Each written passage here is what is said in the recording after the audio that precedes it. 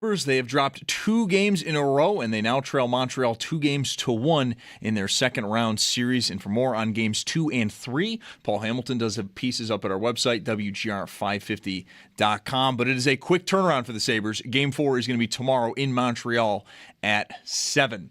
There's one game tonight in the NHL, Game 4 between Colorado and the Wild. That game is in Minnesota, and currently the Avs do hold a 2-1 series lead. And then the Bills. They did also make some headway today. They add to their defense, signing former Chiefs linebacker Mike Dana to a 1-year deal. And for more on that signing, we do have a piece up at our website, WGR550.com. And then some other NFL news. The Chargers are signing tight end David Njoku to a 1-year deal. It can be worth up to $8 million. And some schedule news, as it is schedule week. The first Sunday night game of the year will be Dallas at the Giants. And we are expecting more single-game announcements as we go throughout the week ahead of the full schedule release, which is going to be this Thursday night. In baseball, Yankees are at Baltimore. First pitch for that game is at 6:35, while the Jays, they are at home against Tampa at 7:07. And catch every take, every reaction, and every big Buffalo sports moment live now on YouTube with Jeremy and Joe in the morning and Schopp and the Bulldog in the afternoon. Watch favorite WGR hosts anytime, anywhere, live on air, live on YouTube. It's brought to you by Belknap Heating and Cooling. For more money and less ka-ching, give Belknap a ring. It's your Paddock Chevrolet Sports Update. Paddock Chevrolet with you for the extra mile since 1935. I'm Zach Jones for Western New York's Voice of the Fan, WGR.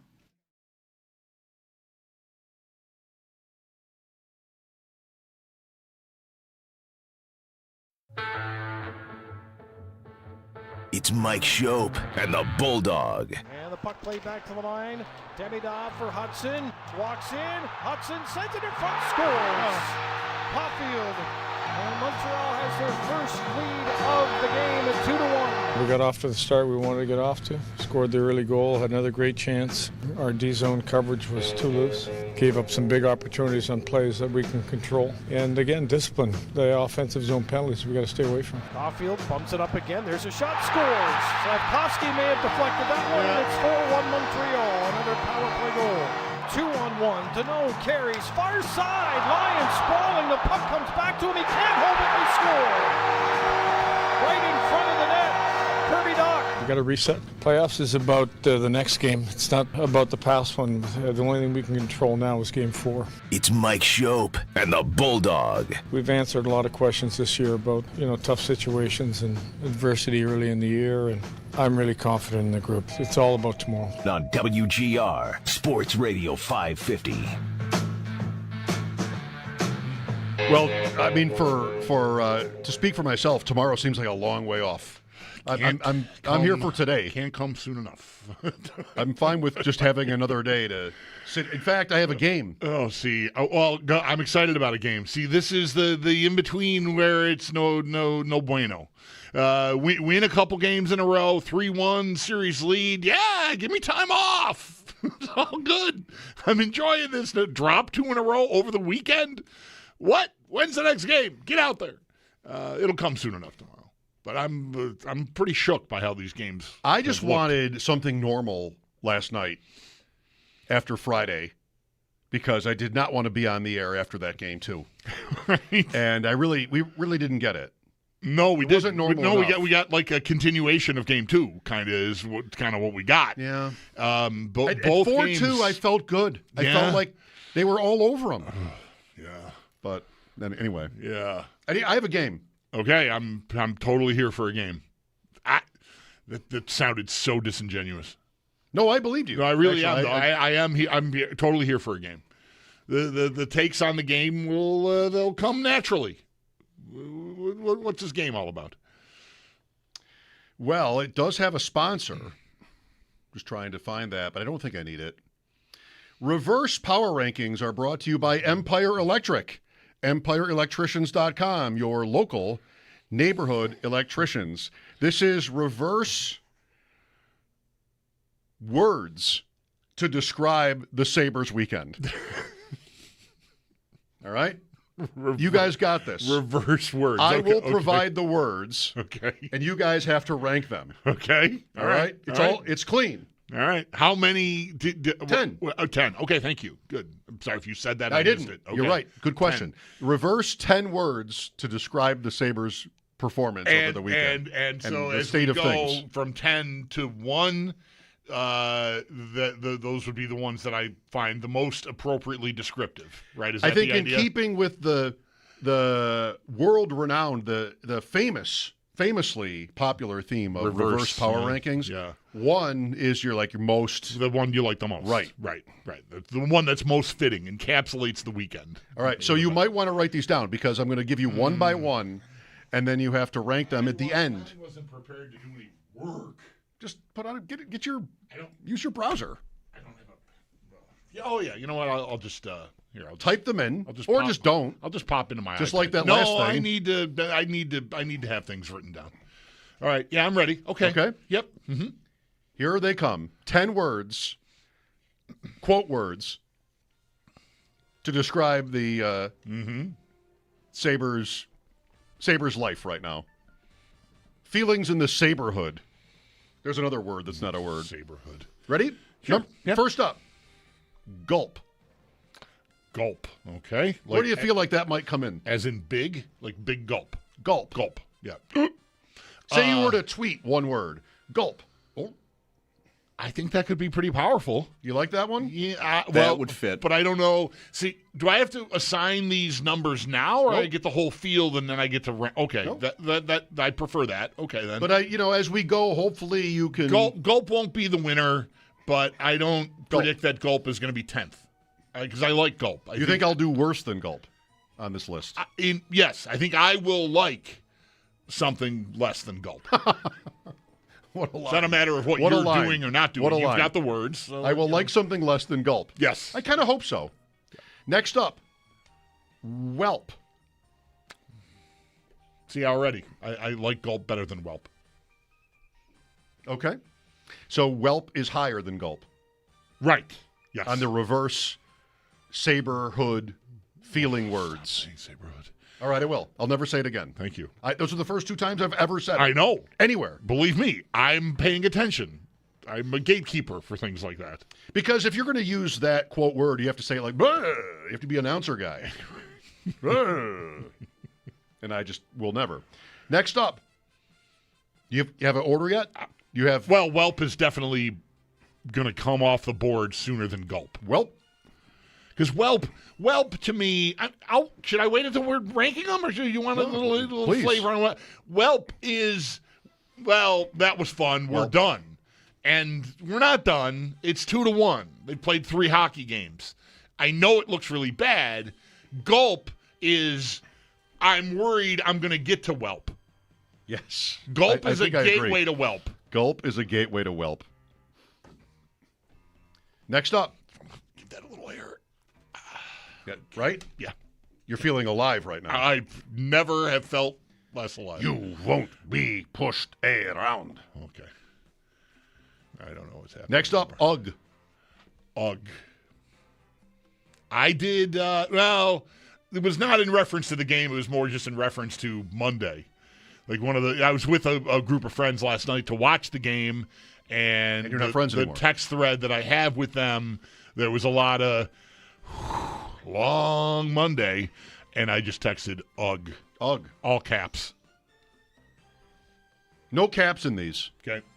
Yeah, no, I'm not. As you picture the list, there will be no caps. I mean, there'll be one for each word. Sure. Yeah. Like, again, how we were raised, like normal, in a real society. I think Whelp right now is in danger of being 10. Okay, next up. I like Ugh. Ugh is very Gulp adjacent, I would say. Gulp adjacent. Do we really have to do the whole 4 hours after that? Next up. I feel like I'm delivering gold after gold here. My work might be done by 3:25. Well, I realize I'll stay here in form, but I won't really be trying. Good job with this idea. Yeah, really. Next up. Okay, with 4 H's? Exactly 4 H's. UHHHH. That's what I wrote. All right. Right. You're watching the Sabres and you're like, That might be the clubhouse leader. You like that one? Team game. I was trying to get out of here, though. That's right. For Zach, he can never leave. Whelp is in real trouble. All right. You're good? Yeah, I'm good. Yeah. It didn't take me long to write U and then 4 H's. You like that one? Yeah, I did. Yeah. Next up, eek. Eek. Yeah. How many E's do you want? I have 2, but I can go to 3. You can give me to 3. You could, yeah. Eek. Eek is 2 is enough. I don't like eek. 2 is enough. 3 is too many. I don't think 2 is too few. 3 is too many. I don't think I would ever react favorably to eek. You think it's going to be number 10 right now? Eek is the leader to I be think number 10? it might be, it might unseat whelp. Words to describe right now your state of mind with the Sabres. So far we have gulp, whelp, ugh, or no, that was more like Yeah, that's good, yeah. and then and then eek. All right, ready? Mm-hmm. Number 6? Yep. Or I mean, this is the 6th of 10. Right. There's no. I'm going to reorder. Well, Zach and I will reorder them. I think after after 9, I want a list. Okay. Number 6, yikes. It's a classic. It is a classic. It could be a cereal. It's such a classic. Yeah. Yikes. Isn't there should there be a yikes cereal? What would it consist of? Pieces of jagged glass. Bag of glass. Yikes. Where do you want it? Fish-flavored marshmallows. You feel like it's in the middle here, or is it good, or is it bad? Fish-flavored. Sit with that for a second. Fish-flavored. Fish-flavored marshmallows. Fish-flavored in anything. a cereal. Imagine opening that box. Opening the bag. No. Like, whoosh. Fish-flavored. Oh, wow. That is disgusting. You want something that I would never say out loud? Sure. So I have a bathroom. Well, it's not a bathroom. You know, we're like, Margot, do you need to go to the bathroom? What does that mean? The yard? Like, it's not a bathroom. There's no attendant. There's no towels. Do you need to go to the bathroom? What?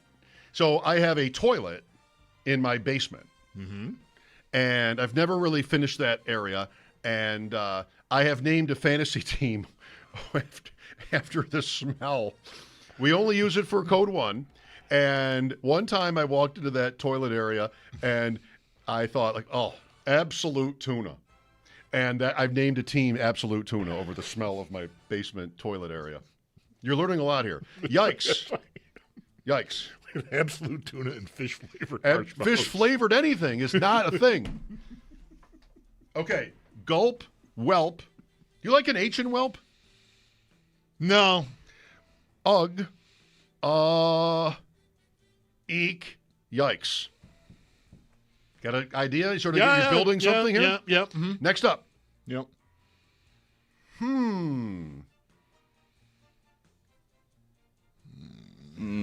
I think I'd be after 2-0 Friday.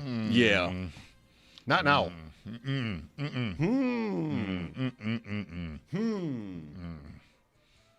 All right. Sounds like a 10 candidate. 3 M's? Yes, exactly 3. Okay. Can't be 2 because that's Right. And you don't want it to go on forever. No, right. That's right. Okay, that's 7. Good so far? Yeah. Next up, thwelp. Now, I made that up. Thwelp is not a real, I think that's not actually a word, but thwelp, I think, is a little bit more whelp than whelp. Thwelp. Do what you think is right. It's your list. I really have to do. Okay. All right. THWELP. Sure. Yeah. I got the. I figured the. I'll put an exclamation mark in there if you want at the end of it. I mean, what? Not in the middle? I don't. The end, really. Yeah, wow, that's groundbreaking. Trailblazer, you are. I don't think the exclamation point can save it. I think Thwelp is in some real trouble. Okay, 2 more. 1 more, then I want a list, and then we'll throw in number 10. Okay? Uh-huh. Words to describe your feelings about the Sabres. Number 9, crikeys. Okay, yeah. You pull that out in a bar, you're pretty good. I like that one. Crikeys. I'm thinking like Chris Farley Yep. might say it. Right. R.I.P. Crikeys. KRYKIES? KRI. KRI? Okay. Not sure I'm right. Yeah, I don't know either. I'm not sure there is right. Yeah. But you could go KYS on the end, too. No, that's got to be. No, then you're like Yeah. Kevin Adams. ES? Krikies is how I spelled it. Okay. Crikeys. But Yeah. you really do have to put a little bit of juice into it. Crikeys. Yeah. Are you sick of me saying it yet? No, actually, surprisingly, Crikeys. no. So far, no. I'm not anywhere. I don't even think I'm half full of being sick of crikeys yet. Wow. Yeah, we That's gotta a cereal. Got to waste crikeys, sure. Yeah. Absolutely. That's an absolute I cereal. love a nice Not bowl even of fish flavored. Crikeys. And I love. Who doesn't love a bowl of crikeys? Oh, it's got. Especially if the bowl has been in the freezer for a few hours, just chilling, so that when you put the cereal in there and the milk, and it's just like it's fantastic. There might be meat in crikeys. A meat cereal. Milk steak is my favorite food. What a tour this has already been. All right, so we have one more to go now, and you all right? Is that One more to go. We have 9 words here, right? So give me your 9 to 1. All right. Thwelp is 10 because 9. I mean, 9. It's It's the weakest. I got to leave some room in case. Yeah, Thwelp. these are I got him to say Thwelp. Thwelp. Yeah, just not a fan. All right. Not a fan. Never. I'm not familiar with Thwelp. And like I like to learn things. I like to broaden my horizons. I don't really think Thwelp is going to help me strive to reach higher heights. So be it. So Thwelp, no, gone. Terrible. At least that's how I feel. No, I'm with you there. I'm still not sure that exists. So Well, right. Doesn't so exist. That's it the gets biggest. put at the top. That is the biggest penalty I think you can have as an asset is that you don't actually exist. I could not wait for that sentence to end. I didn't know. I was so excited. I had no idea where it was going to end. I did it not. ended pretty much like I thought. Yeah, terribly. Yes, thank you. No, fine. I will. I think I want to go with Whelp. I got to go with Next. Eek here. Eek. Eek. You make that sound in public, people are looking at you. Well, you can get by. Eek. I just think Whelp is presumptuous for a 2-1 series. Whelp is presumptuous. Whelp is. I'm out of ideas. Right, you put your shoulders up. Like, I don't really all know what right. else to do, and I know maybe you're there. I just think that 11-3 in 2 string. If I felt a sense from anyone that we're going to talk to today, caller wise, that it's over. No, we're doing this instead. No, I know. Good. I sounded way too excited about that.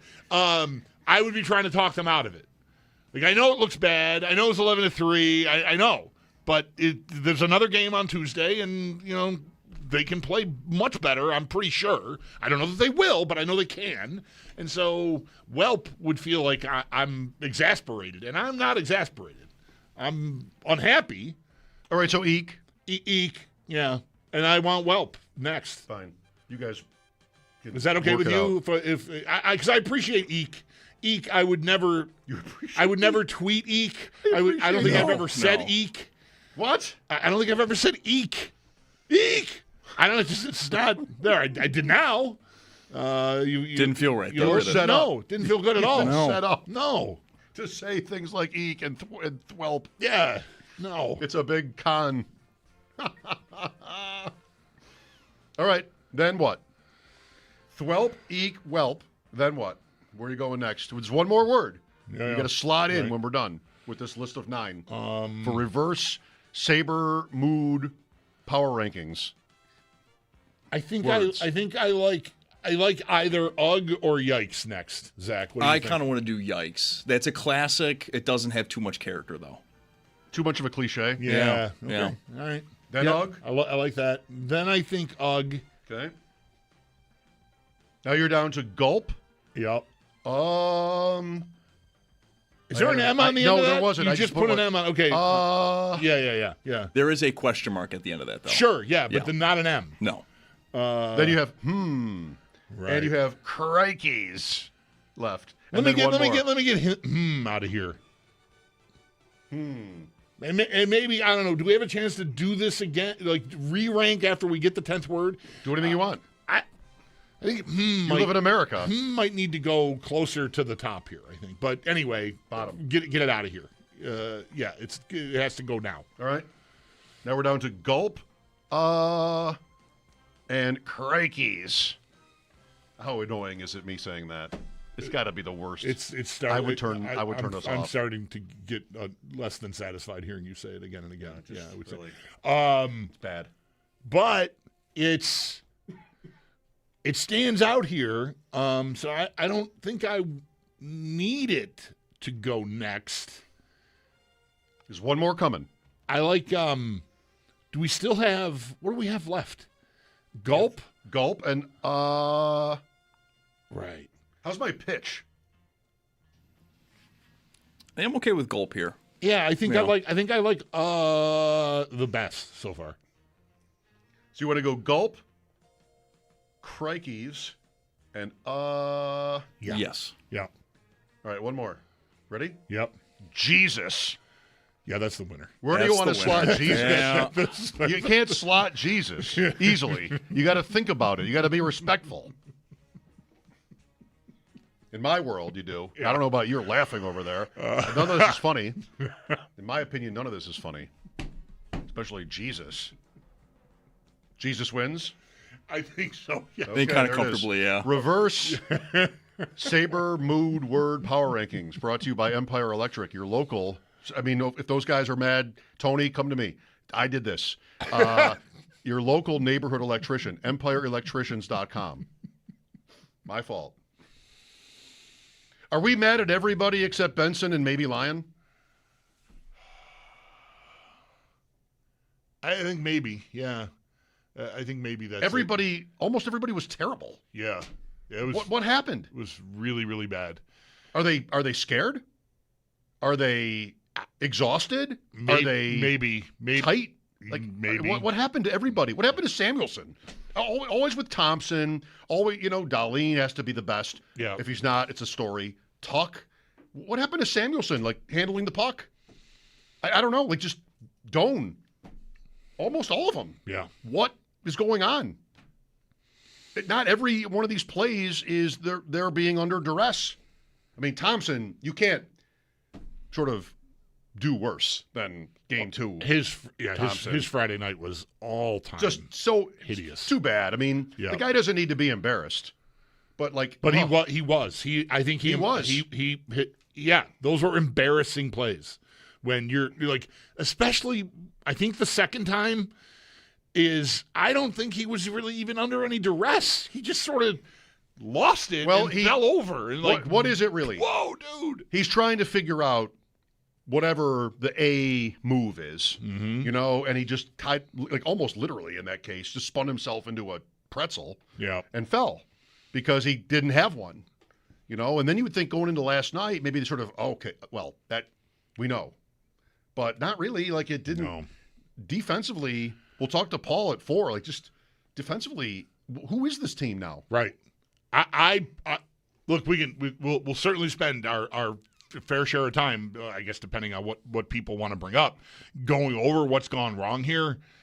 I'm already thinking tomorrow is we got a soccer game on. In soccer parlance, is a park the bus game. Tomorrow. I think what has gone on so far is that the Sabres, I think, thought they were going to be in a track meet with a team that would want to trade speed and skill with them. And I think largely that's kind of happening, but they're getting killed at it. They're not keeping up. They cannot, Thompson especially, cannot make plays at the speed they need to be made.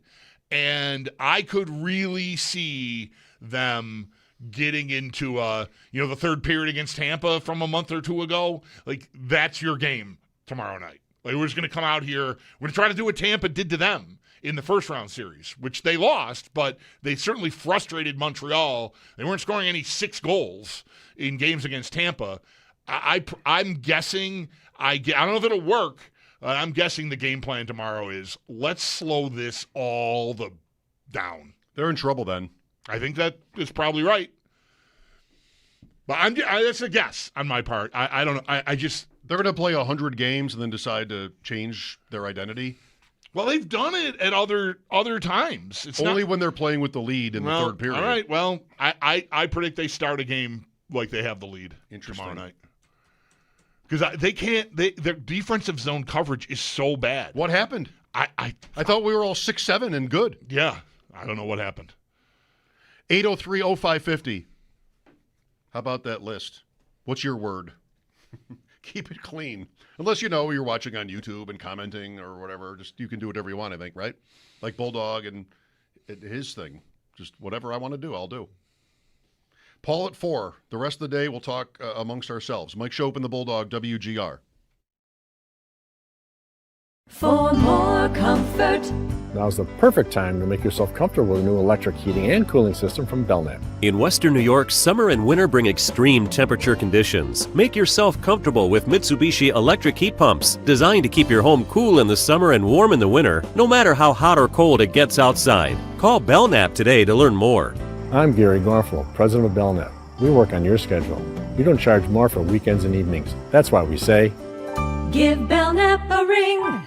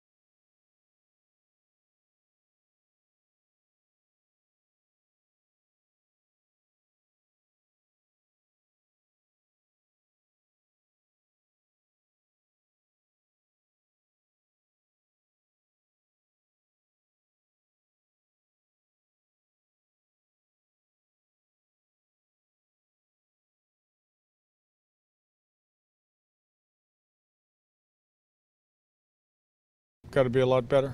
We got off to the start we wanted to get off to. Scored the early goal, had another great chance. I thought our D-zone coverage was too loose. Gave up some big opportunities on plays that we can control. And again, discipline. The offensive zone penalties we got to stay away from. Lindy Ruff, thanks for indulging us, watching and listening to our list of words. It appears there's one and maybe only one glaring omission. Either, well, it's pretty much the same entry, but I prefer woof Or to oof. Oof. Yeah. But you could have either of those, and they probably should have been there. Instead, I had to get political and throw Jesus into the mix. Oh. They tell us not to do that, ever. Right. Under any circumstances. We did just have a big meeting about that. Yeah, don't get political. Yeah. We have other people for that. We do? We, down there we do. Right. Woof. Woof would have been good.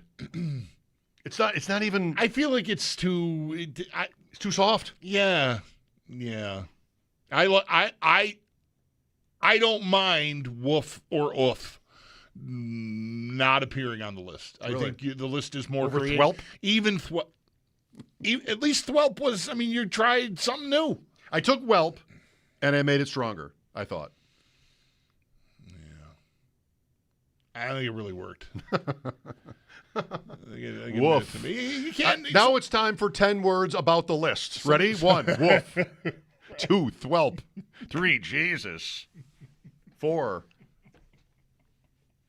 Trying to think of a politician's name I can get away with saying. I don't know of any, though. Smith. How about that, Smith? Sorry, I'll be all right. God, hacking over here. You want to hear a super embarrassing story that has really nothing to do with the Sabres? Or my basement? Well, yes. it has to do with the Sabres, but like it doesn't have to do with their play on the ice in the 2 games. So I got invited Friday by an associate, someone who works at Roswell, invited me and a +1 to come join them in, I think, party suite was the phrasing used in the message that I got.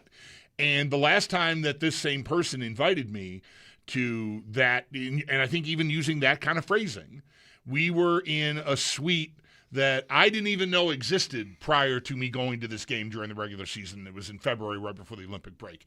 It's at the top of the 200 We level. lost, though, I'm sure. We did lose, yes. Yeah, I'm not. Don't You're worry, the mush. I'm not going back. It's almost like a restaurant within the arena. There's an usher at the door. You got to show them you got the ticket to get in there, and then it's like high top chairs at tables, looking at the game. Full bar with a bartender. There's chefs on hand. They're like they're preparing there's appetizers, then the main course, and then eventually like pizza and stuff like. It's just like. It's like being at Sneaky Joe's wedding. You can never stop eating if you want, and it's going to be different, like hour over hour. There's going to be different stuff. It's really, really great. So I never really looked. This woman sent me the tickets. I never really looked at them. I looked at them enough to know that I had them. I successfully downloaded them and had them in my wallet so I could get in the arena.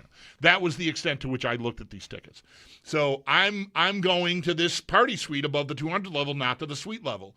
I get to the door. There's a gentleman there who's at the door. Got to show him you belong in this room. And I show him my tickets, and he sort of starts making a skeptical sort of, and I just start talking. Right? It's early. We're not rushed for time. You let me go so early. I got down there in plenty of time. So we're not pressed for time, but let's just go. I want to show my friend this spot. It's so cool. And I mentioned this woman's name who invited me, and he just sort of, oh, yeah. And he just lets me in. You want to make sure you're there early enough for the tuna tartare. Sure. Apparently. Right. So he gives up really analyzing what my ticket actually says. And I mentioned the magic name, and he opens the door. So we're in the room. Cool, this is great. So we get in there, and there's the table we sat at last time. It says Roswell Park on. Okay, this is our table. Great. I wonder where my friend is that invited us. Okay, well, cool, whatever. We're just going to hang out. And a few minutes after this, a couple of people I know walk in with Ryan Miller. And this is super cool. They walk right up to – the room maybe holds 20 people, maybe 30. I don't know. Sounds right. At this time, there's like 6 people in there. we're that early, right?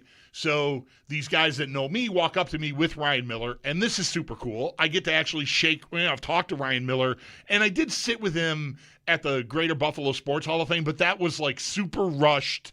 And anyway, did he remember you? He did. Sure. And I got to shake his hand, and he said something very polite about it's nice to finally, meet you in, face to face. And we had a nice chat. I introduced him to my friend. It was super, super cool. I managed to not completely fanboy out on him, start talking about Owen and how much Ryan's career meant to Owen when he was coming up and yada, yada.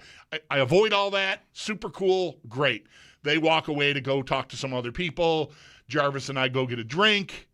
And we go back and we're sitting at the table. Your friends, I guess they're my friends now too, but I met them through you. The Dunlops show up. They're at the table next to them. Oh, we're neighbors. Oh, great. This is really cool. And so a little more time goes by, and it's time for the anthems. And my friend is still not, the person, my host, is still not in the room. And the anthems are playing, and I'm, we're standing there. And as the anthems, I think, are wrapping up, I'm finally starting to get really like, am I in the right place? Did I make a mistake? She should be here by now. Uh-oh. This is really weird. And I start as I'm starting to get a little, I look over my shoulder and the door's open and I see people coming. And now the room is full. There's no more seats available with a view of the ice. You're in the wrong room. I'm in the wrong room. The door opens. There's a family coming in. I see a wheelchair. I tap my body. Jarvis, we got to go. We are absolutely in the wrong place. I completely screwed this up. And fortunately, it was not a big, we didn't have plates of food yet. We weren't sitting there like living in these people's seats. We had drinks. You would not even notice that anyone had been there. But I noticed this family coming in. A person from Roswell Rec sees me at the table scrambling to get up and get out of there. And her face is sort of like, what are you doing here? She comes up to me and says, actually meet her because we're walking away from the table. And she says, aren't you supposed to be with Jen? And I'm like, yep, I am. Sorry. And I apologize to the usher. I hope you don't catch any flack for this, whatever. I was in the wrong place. I taught you were nice enough to let me in because I mentioned the right names and whatever. Man, I felt like such an idiot. But I got to meet Ryan Miller. So that was cool. And listen, everybody, that's all it takes. But here, just sound like you know where you're going. This isn't a regret, but I just think it just is a nice little exclamation point to the story. I had already gotten a drink, so of course I did the Sammy Panayotovich tip the bartender hard first time through. Never got a second. I'm going to be here all night, and we never got a second drink. I invented that. So I just it was by the time I get upstairs to the suite, the person who invited me, she's like, "What happened to you?" I'm like, I went to the other. Well, thing. I've made a list of 10 words to describe this. So stupid. And I've ranked them. Number 1, yikes. Yeah, yikes is right. I'm just so glad we did not have 2 giant plates of food from that buffet, and we're just sitting there going to town on this, when people walk in, and I realized I was smart enough to at least wait until my host got there and to really know, okay, we're in the right spot. But pretty embarrassing move by me. Yes, but you got away with it. And just like you and I would both do, we wanted to, couldn't wait a second to talk about it. To tell you a story where I'm the biggest bozo there is. Yes. Right. Those are my favorite kind of stories. And Twitter. It also is proof of if you act like you know where you're going and you belong somewhere, you can get in. That's right. Because that's what I did. I didn't go like I'm radio's the Bulldog. I just said I'm here to meet this person who's presumably in there often. And this guy went, oh, yeah, well, that makes sense. Okay, sure. Anyway. Somebody's going to have a meeting over there. Yeah, I know. Yeah, I really screwed up. Twitter. You're terrible. Me, privately. I know. You don't have to tell me that. Jeff is next. Hello, Jeff. Hey, guys. Good afternoon. Hi. Hey, listen, I live in Baltimore, so there's not a ton of hockey fans around here, and there's plenty of football fans. So as a transplanted Buffalonian, I'm trying to explain to my coworker what it felt like watching last night's game. And to me, it has nothing to do with the strategy of hockey and football, but it's just the feeling that I got was that the Sabres couldn't stop the run. And then that's how I was explaining it in football terms to my coworker, Ravens fan. And he's like, oh, I understand what that means. And I just wanted to share that sentiment. I wanted to see what you guys thought about that. My second point is I do think we'll see Luukkonen, not necessarily that anything was Lions' fault, but it just seems like it's in the hockey coach's playbook when you don't have anything else as a solution. Yeah. You pull that lever. So That's anyway, thank you, Jeff. Thank you. That's really close for me. Paul wrote he wouldn't be surprised if they did that, right? Or he thinks they could. That's as far as he went in the article. We'll talk to Paul in about 20 minutes. Yeah. I mean, I've been worried about this. I think this is the best case scenario. This was the best case scenario the whole time, other than they're winning every game the whole way. Neither of these guys plays game after game after game. Luukkonen at least has kind of done that. Lyon has maybe never done that. So you probably were getting into a situation where you were going to have to make a decision, and now they are definitely there. This is why I like the idea of Luukkonen in Boston, the one game when they were up, because I think you got to be what you've been. And I don't know, like Lyon, I don't think anybody's really banging on him, but I don't know how much juice he's got right now. You know, like he's got to, what? They got to win 3 out of 4. And if he plays tomorrow, which I think I would guess that he does, maybe not, then he's going to play the next one, and he's going to play them all. Yeah. And I just feel like they have gotten here by being a team that did it with 2 goalies. And that makes it more complicated. But they decided not to be that anymore. Okay. Yeah, I really wonder what they're going to do. I would support making a switch. And but the thing I think Lindy has to be very careful about in considering it is what does it appear are the players going to react like Lyon is eating it because of their shortcomings, and they might not appreciate it, but it also could work for Lindy. Like, you know, what you when you say you want to shock the team or at least get their attention, right? Maybe shock is too strong. I mean, we're only in game 4 of the playoffs here, and they're down 2-1. Maybe he wants to get their attention, and that would do it. So I think that would support it. But I think the better point is the one you already made. Like, Lyon has now played every game since going into the third period of game 2.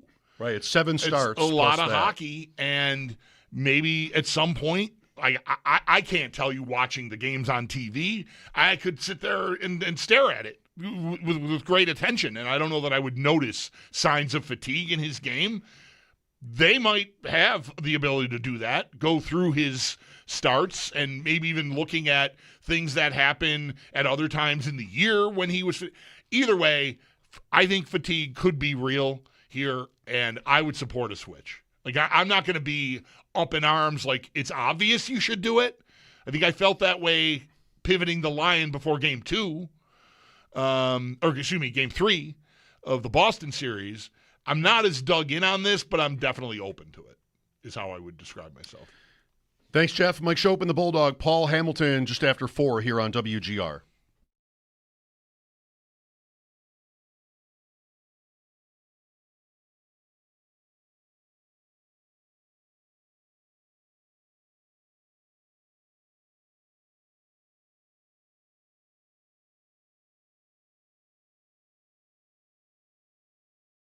Hey, it's Bulldog here for Roswell Park, inviting you out for a great cause and hopefully a great time. Please join me at Resurgence Brewing Company Friday, May 15th. That's this Friday for my Ride for Roswell Happy Hour fundraiser.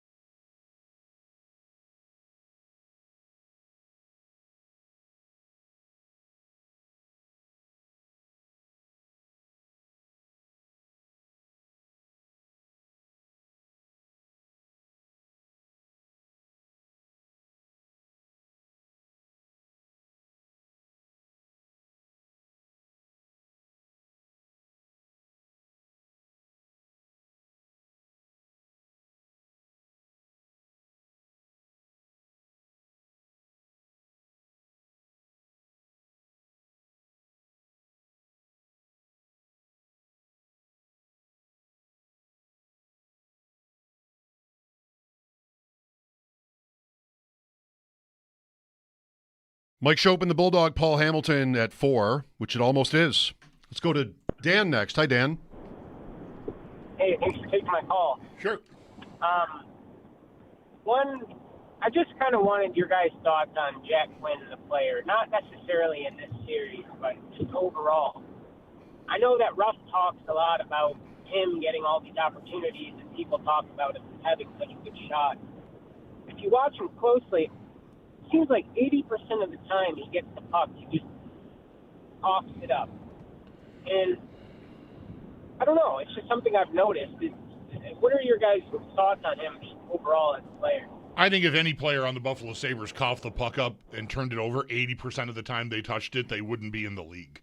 So you're exaggerating maybe intentionally to try to make the point, but you're in tough if you're going to try to sell me on that. His possession numbers have always been at least pretty good. I thought he was maybe that line in game 1 was their best line. They didn't score, and he didn't score, but he could have had 5. I mean, they had a ton of chances.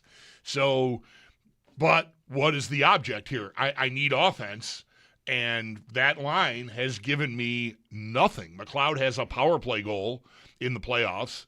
That's it. Quinn's got a few assists. That's it. Zucker's a ghost, played 6.5 minutes last night. They need more. They need offense. They need production. They need some of these guys to finish, and Quinn is someone you should count on to finish. So it hasn't been good enough, but I don't think he's like just after game 1, we were talking about a contract extension for him. So, I mean, it can swing awfully fast. So there's criticism to be doled out, but I think you're exaggerating. Well, definitely in terms of the percentages.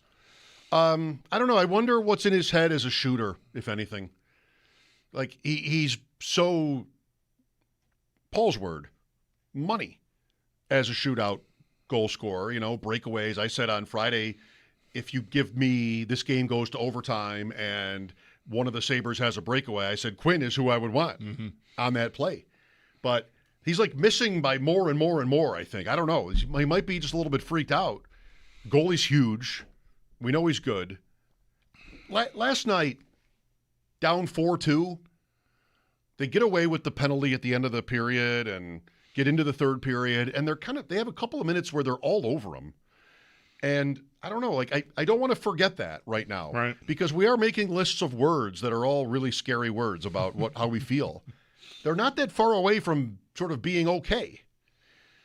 But I've also seen playoff series like this, and you can rationalize it, and they don't really look like, well, anything close to what they've looked like at their best. But I don't want to be done. I don't want to be too negative. I want to. If they're going to lose, let them lose first. Then we can carve them up if that's what we feel like doing. Paul next.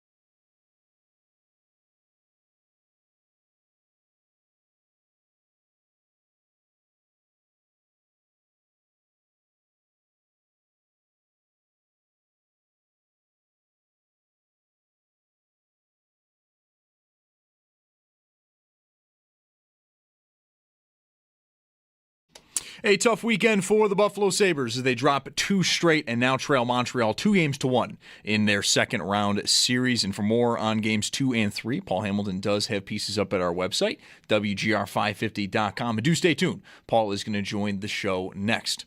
For the Sabres, though, it is a quick turnaround. Game 4 is going to be tomorrow night in Montreal at 7. Tonight, though, we do have one game in the NHL. It's Game 4 between Colorado and the Wild. The game is in Minnesota, and the Avs do hold a 2-1 series lead.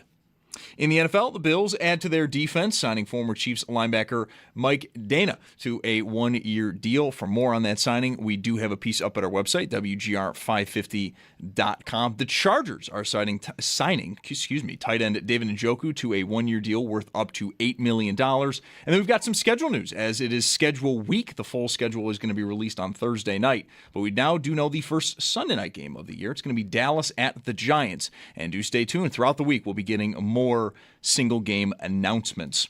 And in baseball, Yankees are at Baltimore, first pitch at 6:35, while the Jays are home against Tampa at 7:07.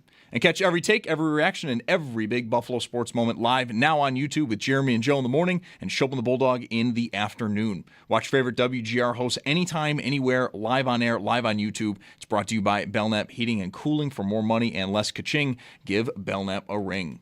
It's your Paddock Chevrolet Sports Update. Paddock Chevrolet with you for the extra mile since 1935. I'm Zach Jones for West New York's Voice of the Fan, WGR.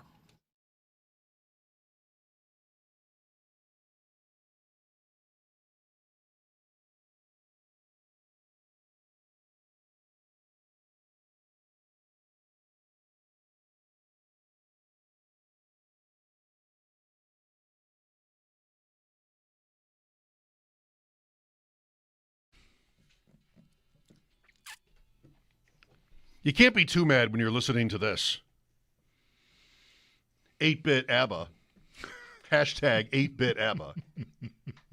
How mad can that make you? I mean, just has to take a little bit of the edge off, doesn't it? I suppose. Yeah. ABBA. Paul's an ABBA guy, at least as far as I know. That's why we play it.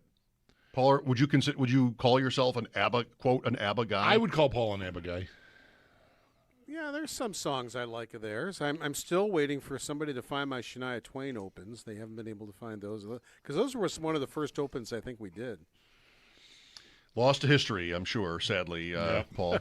We've all lost things over the years, Paul. I think I know how I would answer this question, but you're much more somebody who lives life on the road, covering a team here.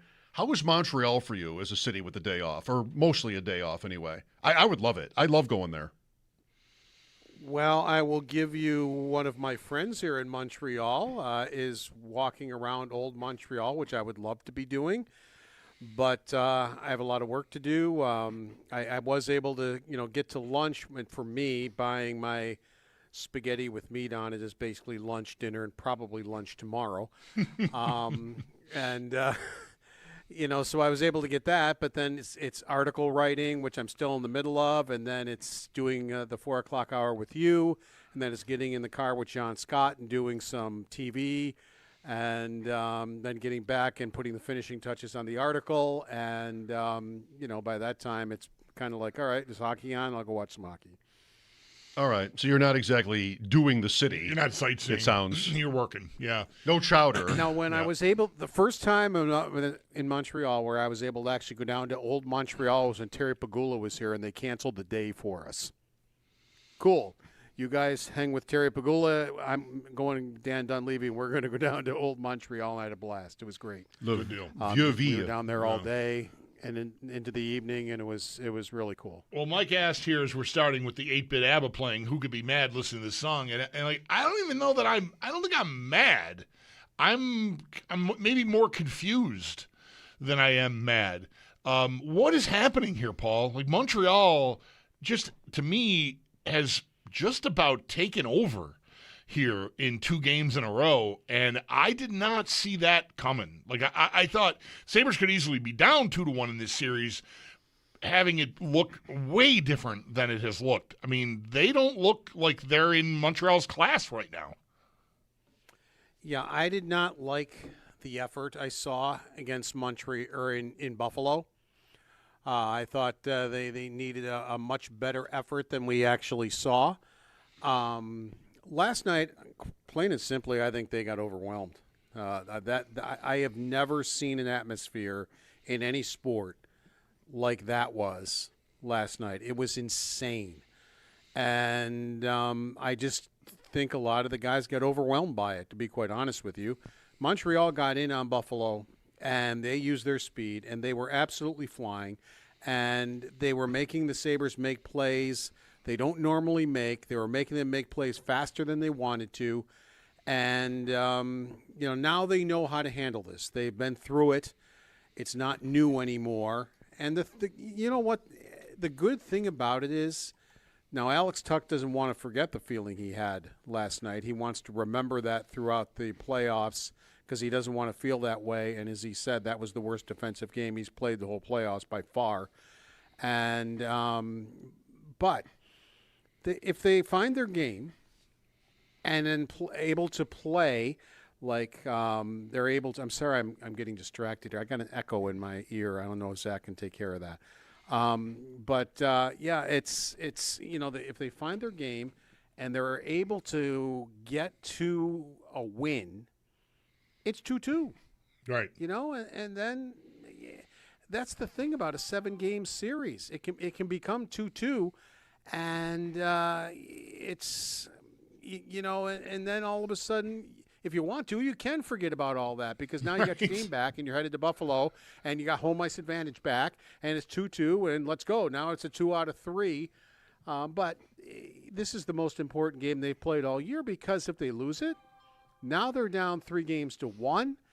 And that pretty much, I doubt they're going to beat Montreal 3. I mean, they have done it before this year, won 3 games in a row. Yeah. But I don't know if they're going to beat this team 3 games in a row. Especially if they lose tomorrow in the same, similar enough fashion to what these last 2 games have ended up looking like. Because that's the thing that's jarring. Everything you said is I endorse 100%.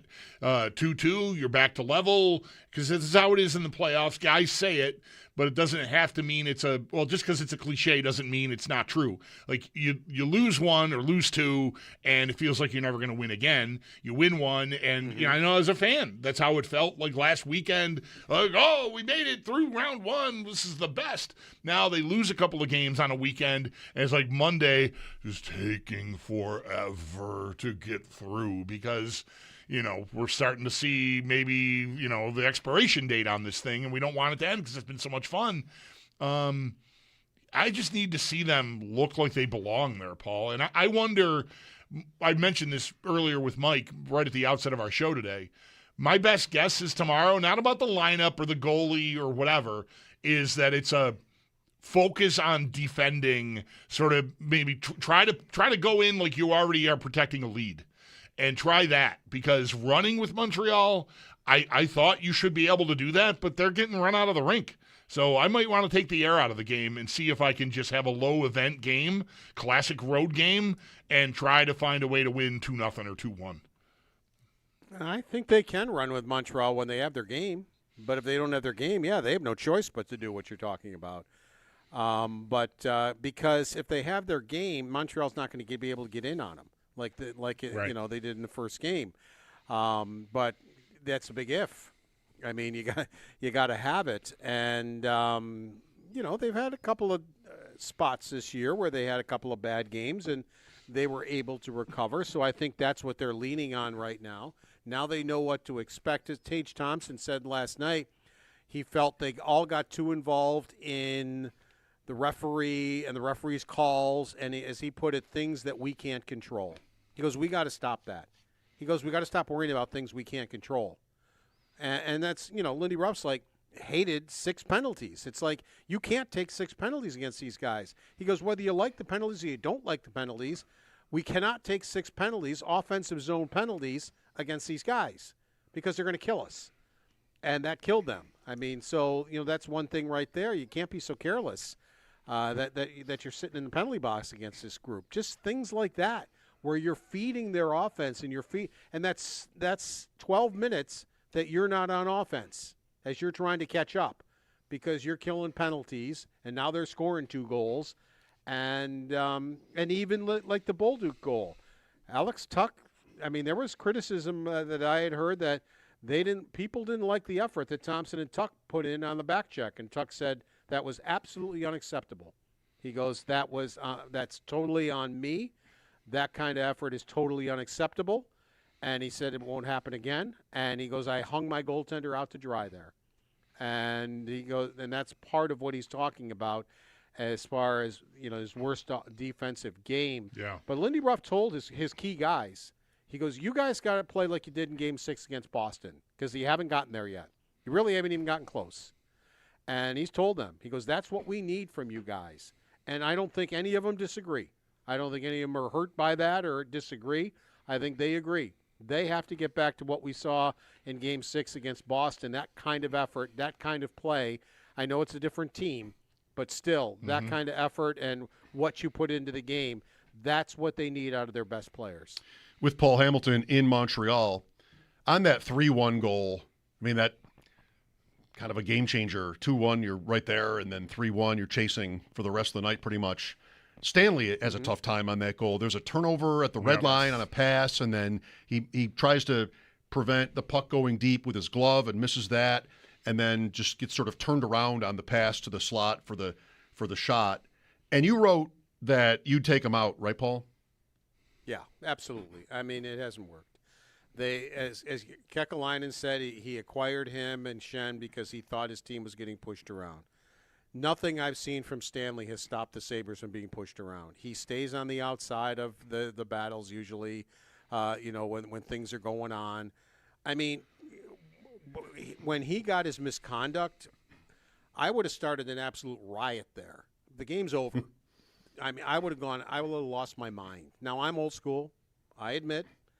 But he just kind of, all right, whatever, and that's kind of the way he's been the whole time. I don't think he's made them harder to play against, or I don't think he's, that people don't take liberties because he's there, because he's never really seems like he wants to get in the middle of it. And as far as playing Montreal, they were acquired to play the Tampa Bay Lightning. Right. You're not going to play the Tampa Bay Lightning. And you're done with the Boston Bruins. So as far as I'm concerned, you're done with Stanley. He cannot stay with this group at all. Kesselring is much faster. Kesselring has shown. Now, he only played 4.5 minutes the other night. Right. But that was more because he had two right-handed shot defensemen, and they just didn't want to, bring one of the other ones down for both Timmins and Kesselring. Kesselring in his 4.5 minutes actually was fine. I didn't have any problem with the way he played. I just think Lindy Ruff thought, well, I don't want to break up the first two pairs, but I think he's got to. I think you got to put Kesselring in, and maybe you got to break up Power and Byram for a bit. Put them together at some points in the game, but put a lefty with a righty, and let's move on, because this absolutely is not working. Yeah, I mean, you got to it there. He played so sparingly when he had to that, to me, pivoting to him would be a very interesting choice. What about Metsä? Do you think that's in the window at all, or does that just seem absurd? Because this is not a team that's pushing. I mean, whatever. There's some scrums and cheap shots at the end, but this is a very different opponent. And I feel like if you were worried about Metsä getting run out of the rink against the Bruins, I don't know that you got to worry as much about that against this team. I just wonder about Kesselring taking a spot and then playing 5 minutes again, Paul. Bulldog, I don't know if they were worried about him getting run out of the rink. He just didn't do as well in the last few games where I thought Kesselring did. I thought he was faster, in those games. I thought he looked like he got his speed back. And I just thought Metsä seemed to lose a little bit in those games that he played at the end. But if you wanted, Timmins, I don't think has been great either against Montreal. If you wanted to pull them both. I mean, both Metsä and Kesselring are going to be faster than Stanley and Timmins. You're going to lose Timmins on the penalty kill, but the penalty kill did give up 2 goals the other night, or last night. And because a lot of people think both should come out. And because neither one are handling the speed well. I can listen to that. I'm not sure that's wrong, but definitely I think you got to get to Stanley being out. What about Zucker, Paul? What's going on there? Lindy Ruff was kidding with us a little bit. He goes, well, we had a good meeting today. He goes, we're pretty honest with each other on there. He goes, unlike maybe I am with you guys sometimes, but, but we know that. I mean, this is the playoffs. They're coaches. They're not going to divulge, certain things. So I don't know where we're at with Zucker as far as what Lindy Ruff is saying. What Lindy Ruff is saying is true. Like, Zucker was not out there for all these power plays. He doesn't kill penalties, so he sat there for a long period of time. And Ruff said he didn't think it was fair to throw him out there. And then immediately added, but that line has to be better. We need production out of that line. He goes, they had line rushes that they came up. I think he cited 3 or 4 different ones. He goes, I think in 2 or 3 of them, we just threw the puck in the middle of the ice after we had gained the zone. He goes, the puck placement was awful. He goes, you can't put the puck because they grabbed it and off they went into their transition. And he goes, we did have plays open to us. So, in one breath he was talking about one thing, but then he was saying that line has to be better. We need production out of that line. So I guess maybe read the tea leaves here somewhere, because we know how coaches are. I mean, they're not going to – and I could see him protecting a veteran on the team. That's it. I absolutely could see that. I mean, is Ruff really saying or not saying that Zucker wasn't benched? He's saying he wasn't benched. Yes, he is just saying. But he's straining to say it. Yeah. Right. He's trying to say it. Like, he needed goals and 6 minutes. So I don't know. Could he come out? Anything is possible. I mean, his minutes went down. Lindy Ruff might want to see how he reacts to that. Mm-hmm. I would maybe, if I had a thought to it. I know this is an important game, but it's also important a game if you can get him to contribute some goals. Yeah. 24 goals in the regular season. And a lot of the time during this, he has been in front of the net. He's had some rotten luck. He's hit crossbars. He's hit Jack Quinn with a wide open nets in front of him. I mean, but not last night. Now, to be fair, when you don't play that much, how much did he actually get in there where he could be Jason Zucker? But last night would have been the first night I thought to myself, yeah, where is he? What's going on here? Yeah. Well, the move, right, would be what? Helenius? If you're top 6, right, that would be that. I think, given Paul, like you said, you think your observation is that they got overwhelmed, and so like the setting is a part of that. If Ruff agrees with that, I have a very hard time seeing him pull grizzled veteran Jason Zucker out of the lineup for Consta Helenius. I mean, it could work, but man, to me, that's a hell of a gamble. Yeah. It absolutely could work. He could get a hat trick or something. You don't know, but I do know he struggled at the end of his tenure here. But he spent more games in Rochester after that, played very well in Rochester. It's just, and then I got, when I was trying to explain that, I got like 15 pictures of Benson. Well, that's not a fair comparison. Benson's been in the NHL since he's 18 years old. Right. How many NHL games has he played? And now he's in the atmosphere in Montreal at 20, compared to how many games has Helenius played. I mean, that's not a fair comparison that we're talking about here. And many people are saying, well, he's being paid as an NHL player, put him in. And in my opinion, and I don't know if you guys agree, I think part of the problem of the Buffalo Sabres in the last 14 years is they rushed guys. Cousins, Quinn, Samuelson. I mean, Samuelson did pick it up after a while, but too many guys got rushed. I mean, I know people, but it's only been, I know, and you guys said it. I mean, it seems like you're going to lose every single game in a series once you lose, but it's only been 2 games. This team has time and time again been able to recover. They are a good team. There's no question about it. If they find their game, I don't predict much, but if they find their game, I think they will win and make it 2-2 and come back to Buffalo. But they got to find their game to do it. So I just think that's an awful big reach to take a chance of putting a 20-year-old in Montreal. If it's in Buffalo, all right, maybe. I still wouldn't be real enthusiastic about it unless you had to put him in, but not here. I just don't think that would be a smart move. What about the goalies? you wrote that I don't know your exact words, but you I think said you wouldn't be surprised if Ruff went to Luukkonen here, right? I would, and it has nothing to do with line. I agree with you would do Ruff. I agree with Ruff 1,000%. Nothing was on Lyon last night. Right. If it wasn't for him, it probably would have been double figures. How many times were the Montreal Canadiens standing with Lyon with nobody around? I mean, and he would make phenomenal saves. I would do it for the shock value to the Buffalo Sabres team. Yeah. That's why I would do it. We let Lyon down. We can't let Luukkonen down. And that's the only reason I would do it, just to try to change things up. Because it's not like Luukkonen's a backup goalie. It's still, to me, 1A and 1B. Right. You know? That's where you can get away with that. I mean, it's a move that gets made anyway when you're giving up 11 goals in 2 games.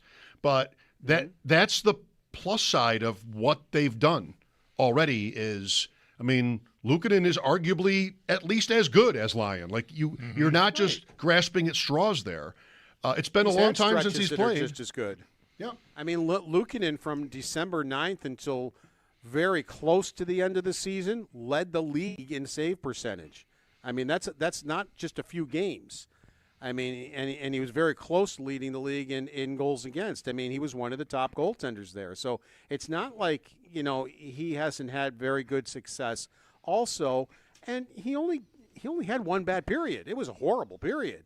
Yeah. But in the first period, it was the second period. In the first period, he made some phenomenal saves. It's interesting. And then the second period got away from him. Sorry, Paul. I was going to say, it's interesting that all 3 games of this series, I would say the starting goalie on the losing team was 1 goal away from getting pulled. Not just because of they were bad or anything. I thought Dobish was. If they get to 5-1 in the second period in game 2 and they were close to, come on. Let's take a minute. And that's what it would be. Lyon in game 2, Lyon in game. Let's take a minute. But the game stayed just close enough where, you end up seeing the goalie pulled for the empty net. Then there's the empty net goal, and he goes back in. I thought it was close to happening. Had Dahlin not scored right before the end of the period, and the period would have ended 4-1, maybe I was expecting Luukkonen in net for the third at 4-1. Yeah. But because it became 4-2, just what you said. Now it's a game. If he was considering it, he probably said, nope, it's 4-2. Let's stay with this. Right. Well, Paul, we spent a good 24, if not more, hours obsessing about you asking Tage Thompson whether he's injured or not. We got another game worth of information, us all watching him play. Where are we at? I imagine you asked because of how bad Friday went. I asked Paul on Friday pregame about Thompson being hurt. Right? You did. And the where I was watching is the stick handling. Right. I mean, the skating was fine. He was battling. He was body checking. But the stick handling just wasn't Tage Thompson type stick handling. He was losing the puck almost every time. It was like sliding off his stick or whatever. Now, some of that was because he was pressing. He was like, I'm Tage Thompson. I got to get some goals here, and he's trying to go through 3 guys. So that's why I asked the question, just because it just didn't look like Tage Thompson type stick handling. And honestly, I had zero problem with his answer. I mean, and I don't really think he had any problem with me asking it. That's the way he was going to answer the question. That's basically him saying we're not going to talk about injuries. But he had just lost a game. He's frustrated. He played very poorly. And so I took zero offense to it whatsoever. I mean, question asked, question answered. Let's all move on. And we did. I'll just interject here to say, and that's all fine, I think. I respect your judgment on that. It is not our business out here on the outside, right? Injuries. Hockey gets away with a lot. Yep. And I don't want to just use gambling, right? Because it's not just about gambling. It never used to be, at least overtly, about gambling.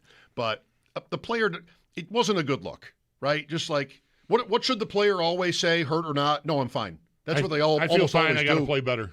Right, like that's what they almost always do, and then the series ends, and Zadorov has a torn MCL. Like, oh, well, guess what, guys? Right, you're used to being lied to, in there. So just like it made him look.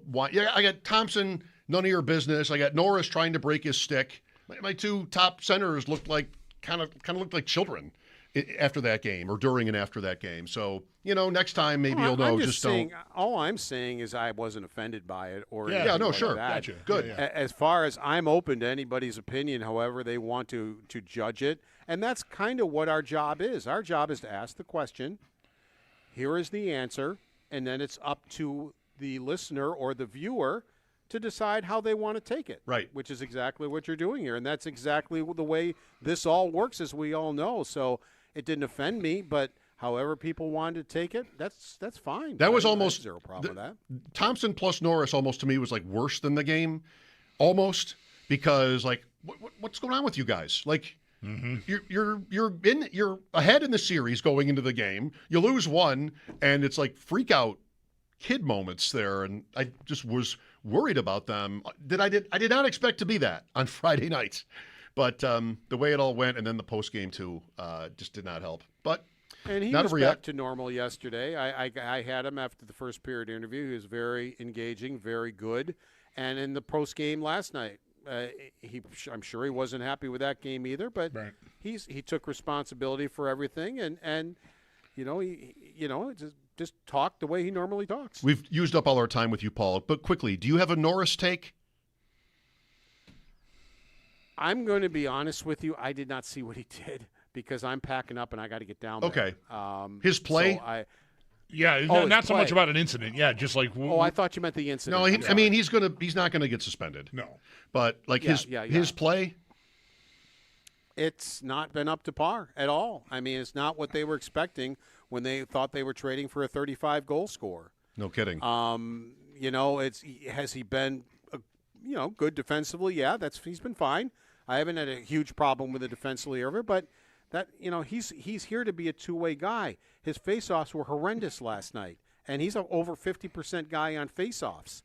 How many chances did he get in a game to score? Sometimes none. And it's just like I'm scratching my head going, where is this 35-goal scorer that has scored 35 goals in this league? I mean, it's just like too many times he's trying to pass the puck off instead of shooting it. And so, no, I have not been impressed.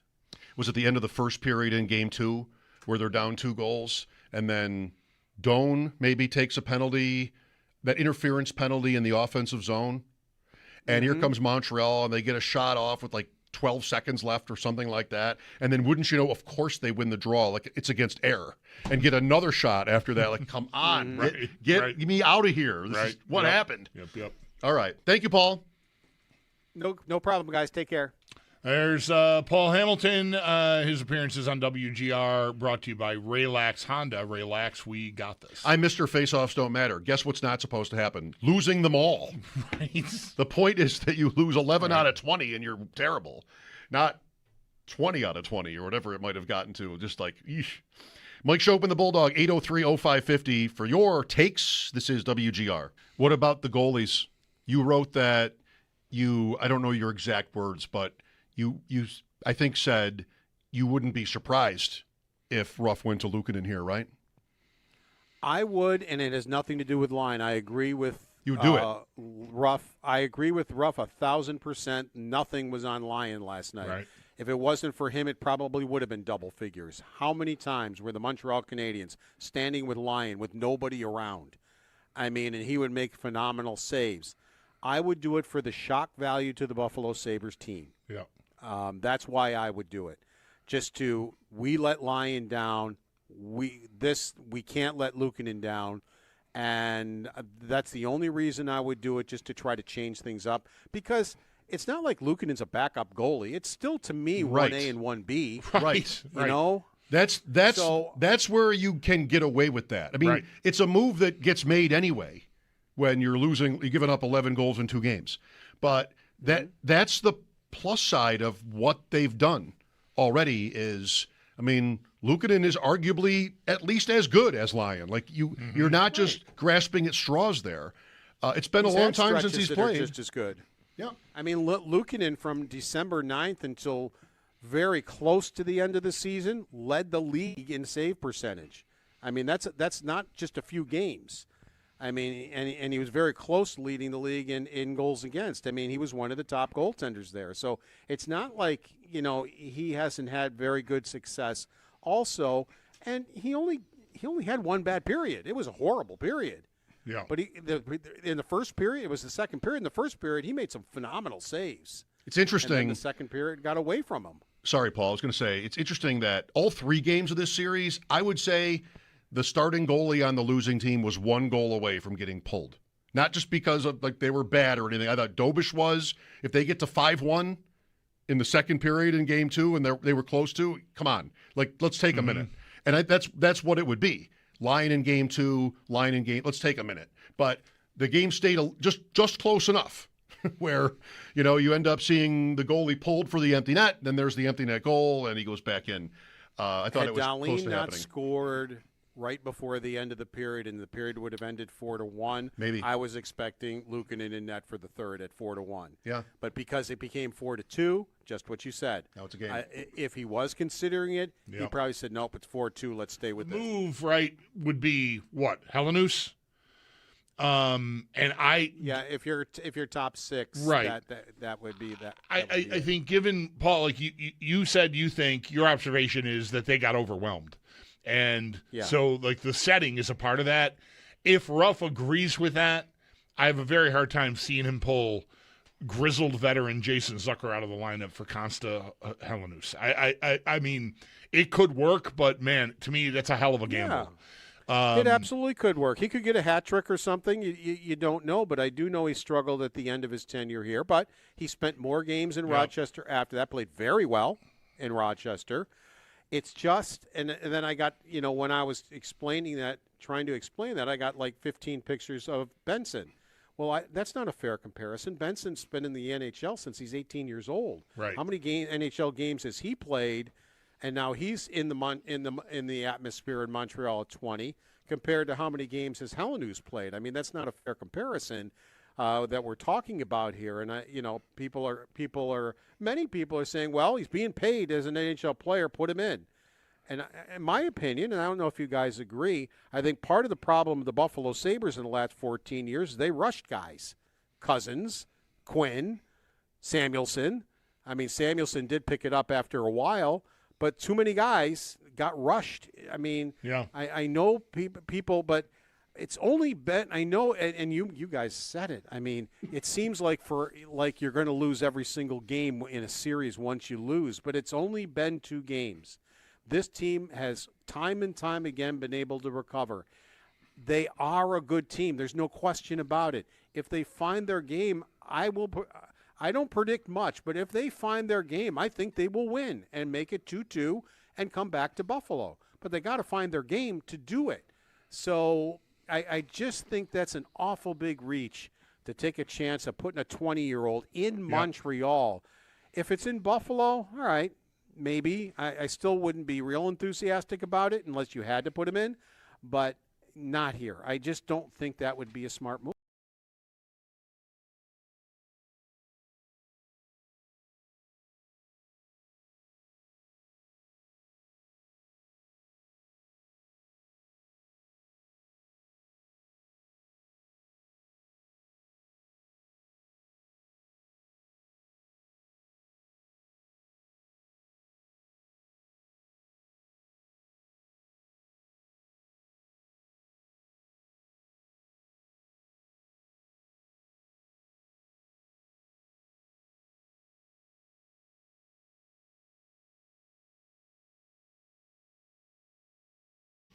We've all got to have short memories as it's 2 straight blowout losses for the Buffalo Sabres against the Montreal Canadiens, and now Montreal does lead that series 2-1 in this second round series. And for more on games 2 and 3, Paul Hamilton does have pieces up at our website, WGR550.com, and it will be a quick turnaround. Game 4 is tomorrow night in Montreal at 7. Tonight we do have one game in the NHL. It's Game 4 between Colorado and the Wild. The game is in Minnesota, and the Avs do hold a 2-1 series lead there. And then for some NFL news, the Buffalo Bills do add to their defense, signing former Chiefs linebacker Mike Dana to a one-year deal. Dana to a one-year deal. For more on that signing, we do have a piece up at our website, WGR550.com. And there was some scheduling news as well. The first Sunday night football game of this year is going to be Dallas at the Giants. We are expecting more single-game announcements as the week goes on, with the full schedule release expected to be this Thursday night. And in baseball, Yankees are at Baltimore first pitch at 6:35, while the Jays, they are home against Tampa at 7:07. That's your Paddock Chevrolet Sports Headlines. Paddock Chevrolet with you for the extra mile since 1935. I'm Zach Jones for Western New York's Voice of the Fan, WGR.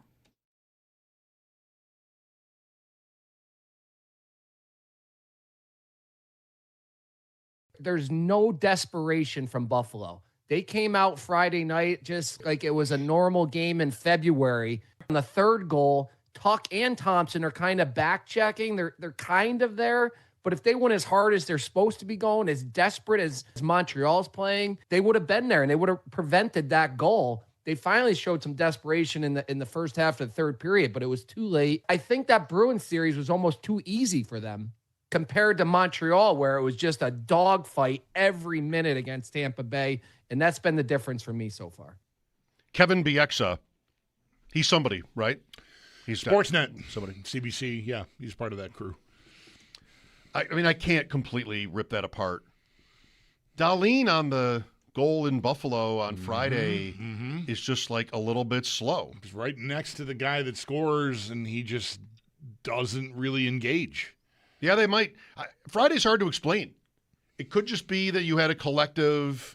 They read their proverbial press clippings, thinking like, game one, we're rolling, and it's all just going to be easier. I don't want to go too hard at that, but it was really baffling what that looked like. And almost everybody on the team. Benson is still Benson. That goal he scores on Friday is incredible. That shift was maybe my favorite shift of his ever. And like Doan in Boston, it's against the two. It's Caulfield and Hudson, isn't it? The two. I believe that's right. That he splits down in the corner and starts all that. But yeah, even after game two, then game three wasn't much better. Yeah, and I totally agree with the analyst there, Bieksa, about Tuck and Thompson on that goal specifically. Like that is the play from the game that I think you can look at and wonder. Why? What are you demoralized? Right? It's only what is it? It's 3-1 at that. It's still 2-1. About halfway. I mean, you're getting ragdolled, and maybe that has an emotional impact on you. But you got to keep going, and this team has been very successul. Those guys, specifically Thompson, is never going to be a great two-way hockey player, but he has. He has shown time and again this year that when he commits to it, he can be a force defensively. He can use his talents, his size, his reach, his ability to read plays to be in the right place. And on that play, he's given the old skate, like I'm trying to look like I'm going, but I'm not going. You know what I mean? Like he's not after it. He's just sort of there. And Tuck kind of the same. And if that's at 4-1, maybe I feel a little differently about it. But at 2-1 in game three is maybe the most troubling thing that happened all night to me. Like, I just don't really understand why you would, at that point, be so casual and detached about that assignment, because that has mattered a lot for you in all year long.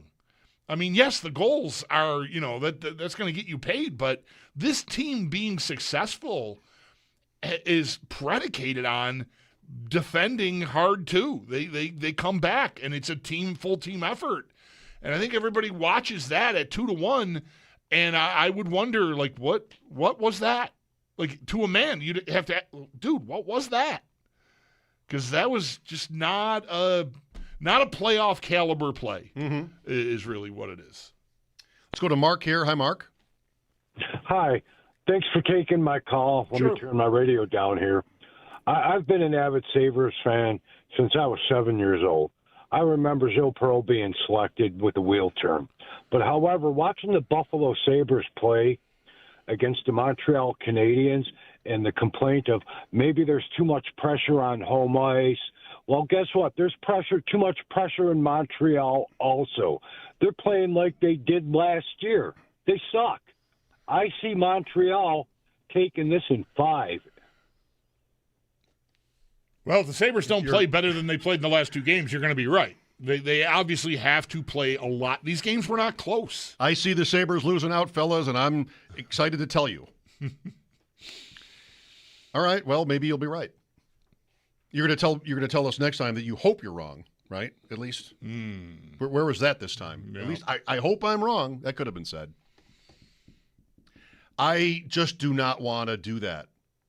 It's not time to do that yet. Go ahead. Tell us how long you've been a fan and how sure you are they're going to lose after the most insanely positive season in ever in the history of the franchise. It's an all-time season they've had.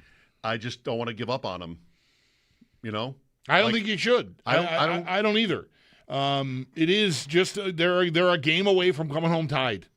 And, you know, the thing that's challenging about that point of view is, you know, of course, factually it's correct. You watch these 2 games, and that's why I say, like, if they can't handle Montreal on either end of the ice more effectively than they have in these 2 games, you're right. They're not going to win again. They're going to lose, and it's going to be the end of the season. What is that to say, though? But yeah, right. I mean, it's obvious they need to play better.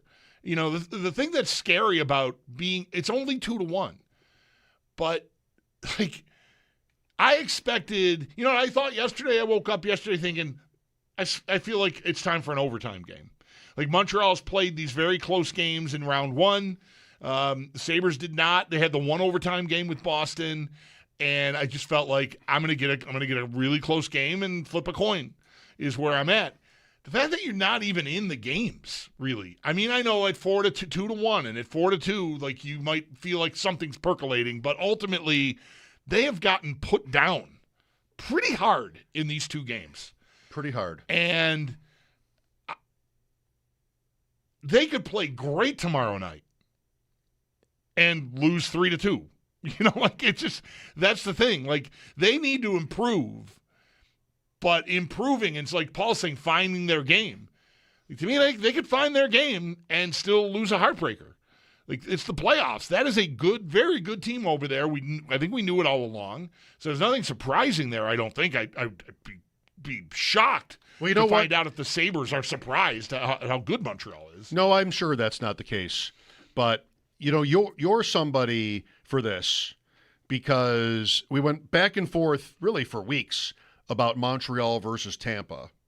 And now you have Paul saying, like, I think they built their team to face Tampa, and they're playing someone completely different, and they're suffering for it. And I think what you've got right now is what you meant when you were like, I don't know. I don't know who I'd rather face. I might rather face Tampa. Yeah. Because what? I mean, stylistically, there's a level, top line. Now the top line's going a little bit. Their power play looks like a real power play, may I say. And the Sabres penalty killing has been good, but they got carved up in that game too. I guess that was the point. In each of these games, Game 2 Friday night in Buffalo, Game 3 last night in Montreal, did Montreal not have almost an entire power play where they just had the puck they had it the whole time? Yeah, you had last night Greenway lost a stick, I think, or someone lost a stick, and Greenway maybe ended up with no stick. Maybe he gave his to a defenseman, whatever. And also in Game 2. Yeah, same thing. Right. And there was a 2.5 minute. Yeah. And they show, as they're going to commercial, they show Kozak coming off the ice to the bench, and he sits down and puts his head down like they were on the ice forever. Yep. Yeah, that's what you're saying. That is really tough. That is just really, really tough. They're getting smacked. I did not expect smacked. Or such words as thwelp. Thwelp. Crikey. You got me to say thwelp. I did it. We ranked these words earlier. You missed it, maybe. That's really a shame. 803-0550 to join us. Mike Schopp and the Bulldog, Game 4. Tomorrow night, pregame at 6 on WGR.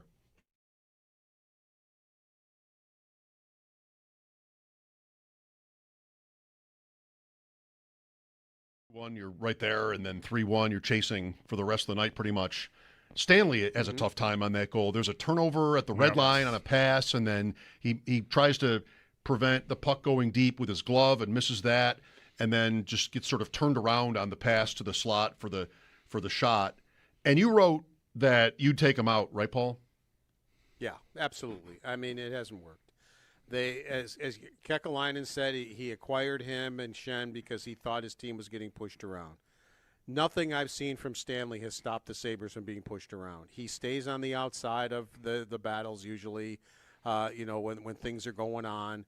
I mean, when he got his misconduct, I would have started an absolute riot there. The game's over. I mean, I would have lost my mind. Now, I'm old school, I admit.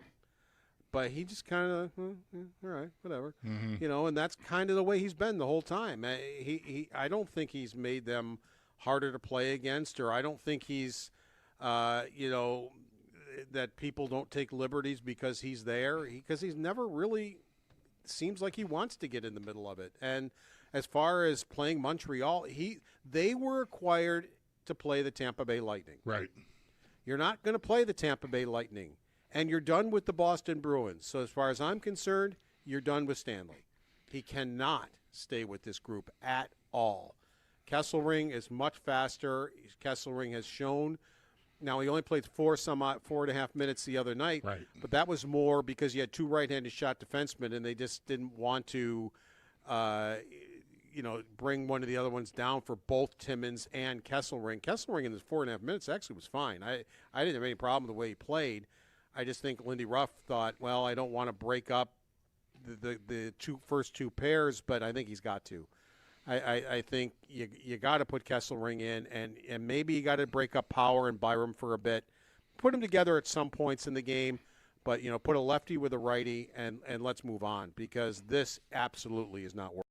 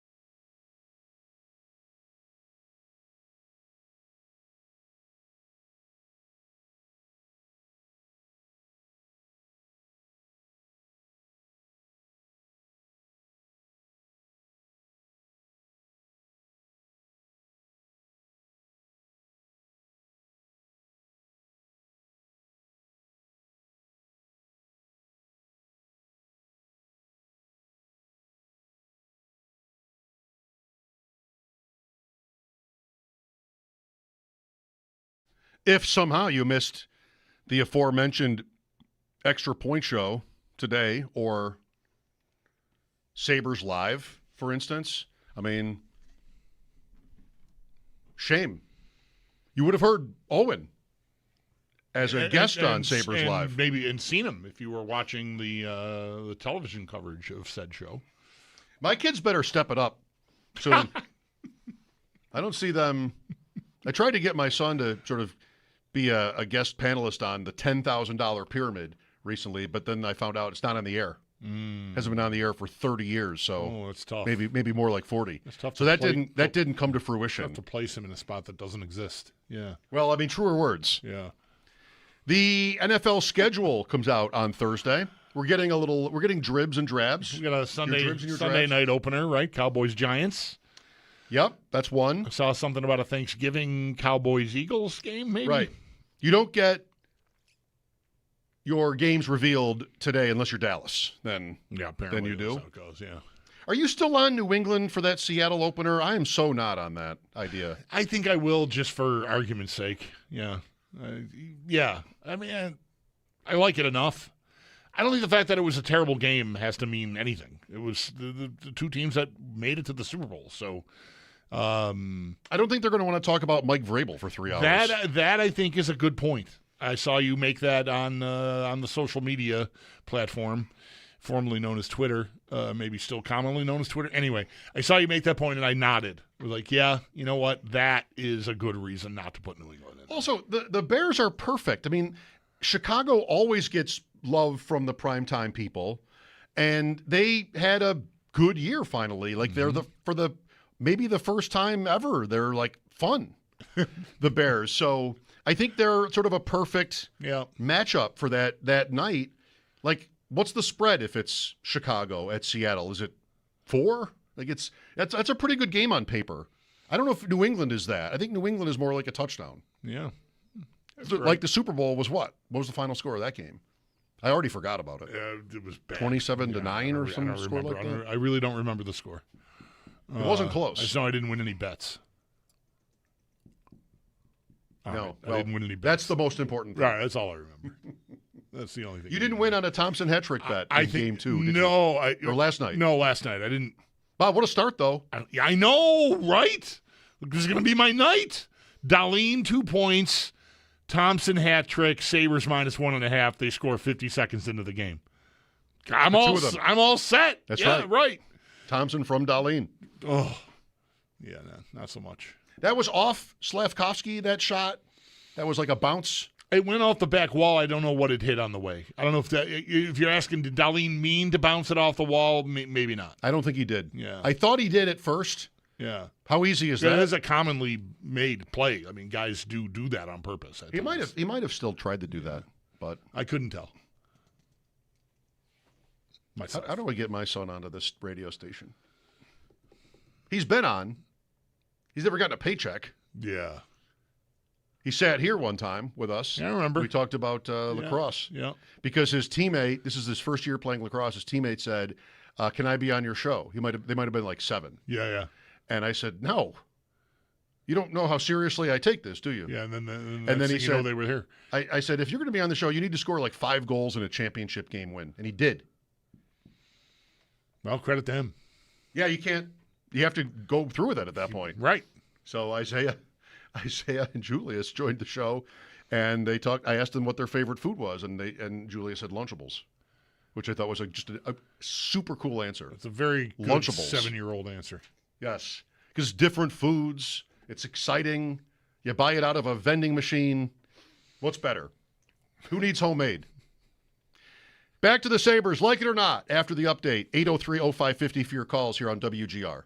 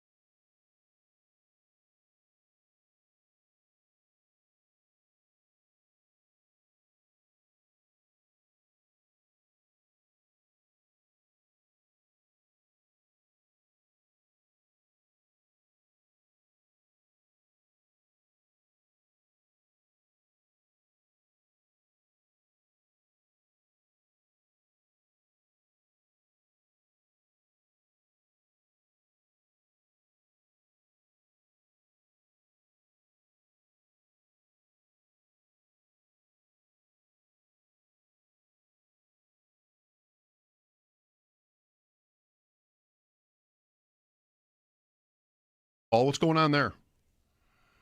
Well, Lindy Ruff was kidding with us a little bit. He goes, well, we had a good meeting today. He goes, we're pretty honest with each other on there. He goes, unlike maybe I am with you guys sometimes, but, but we know that. I mean, this is the playoffs. They're coaches. They're not going to divulge, certain things.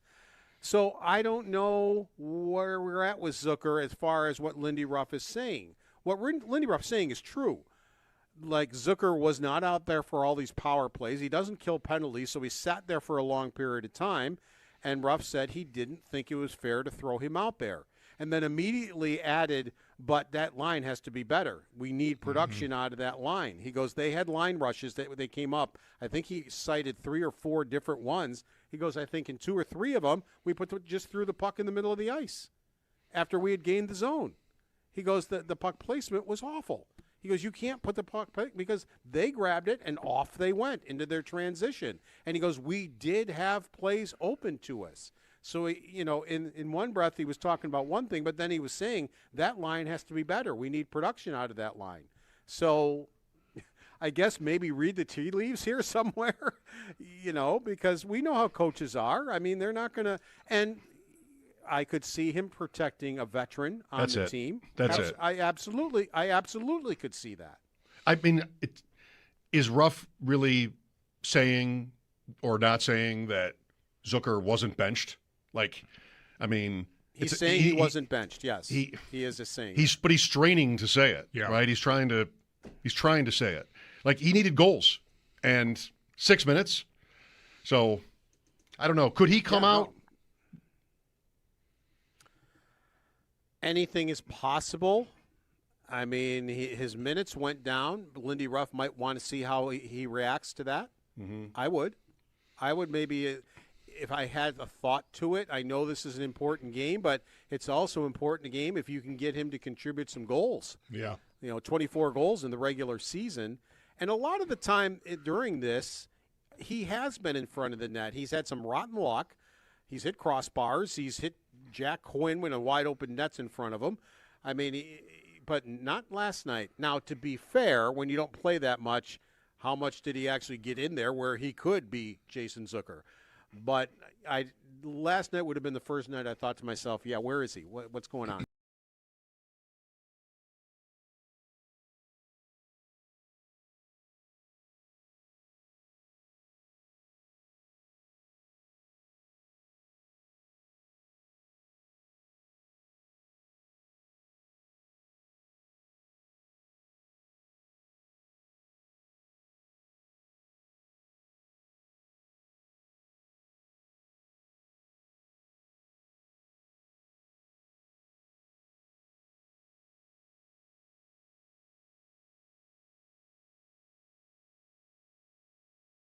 For the Buffalo Sabres as they drop both games to Montreal, games 2 and 3. And now Montreal has a 2-1 series lead. Paul Hamilton has pieces up at our website, WGR550.com, for more on games 2 and 3. But it is a quick turnaround. Game 4 is going to be tomorrow night in Montreal at 7 o'clock. There is one game tonight in the NHL. It's game 4 between Colorado and the Wild. That game is in Minnesota. The Avs do hold a 2-1 series lead in that one. We did have some schedule news today as we are patiently waiting the full schedule release on Thursday. And officially, we have the first Sunday night game of the year. It's going to be Dallas at the Giants. And we are expecting more single game announcements ahead of that full schedule release later on this week. In baseball, Yankees are at Baltimore, first pitch at 6:35, while the Jays, they are home against Tampa at 7:07. And catch every take, every reaction, and every big Buffalo sports moment live now on YouTube with Jeremy and Joe in the morning and Schopp and the Bulldog in the afternoon. Watch favorite WGR hosts anytime, anywhere, live on air, live on YouTube. It is brought to you by Belknap Heating and Cooling. For more money and less ka-ching, give Belknap a ring. That's your Paddock Chevrolet Sports Update. Paddock Chevrolet with you for the extra mile since 1935. I'm Zach Jones for Western New York's Voice of the Fan, WGR.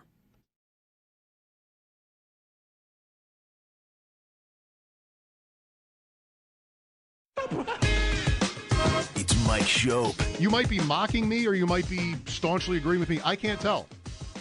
I'm mocking you. And the Bulldog. What is Fozzie Bear's role in this production? On WGR Sports Radio 550. All right, attempting to figure out what happened to our boys over the weekend. 803-0550 for your calls and theories. I'm not giving up. Doesn't seem fair even to do that. They won 55 games and they lost 2. They weren't pretty. Everything's being questioned. Lineup, effort. What else? I mean, everything is being questioned. Can they get the power play? Not the biggest problem of the weekend. No. But no, their defending was a way bigger problem than anything. And I did not really anticipate that. For all the talk about it's part of the reason why the river hockey thing I thought was like just didn't really fit to begin with. When whoever said it. And it was shortly after that 8-7 Tampa game. I mean, I understand why anecdotally you might get there. But if you really watch this team this year, yes, there's high-end skill, and they're using their defensemen, and they're very aggressive in that way. So maybe that equates to some observers considering that to be risk-taking, which is basically what river hockey is, that they're living on the high wire. But defensively, they were so good.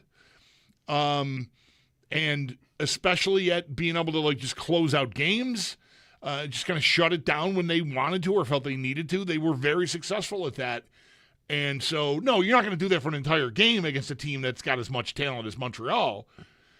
But neither should there be such a disparity in like high danger chances. The shots from the slot chances are way crooked in these last 2 games. The Sabres have just been giving up. It's funny, like after game 1, it was that the Montreal coach, Martin St. Louis, said we're going to have to adjust because we've got more room out there to operate than we were used to in the first series against Tampa. And I wondered if is he trying to get the Sabres or Ruff to change some tactic by saying that? Now I'm just ready to have taken him at his word. I think he observed that we've got more room. I think he told his team, you've got more room, therefore more time to make more plays. And he's been right. They've had a ton of time to make enough plays to win these games pretty comfortably. And I'm really stunned by that. Like you can lose your scoring touch. This guy's hurt, this guy's hurt. Who knows, right? Norris, Thompson, defending, effort, back-checking, Tuck and Thompson on the 3rd goal last night.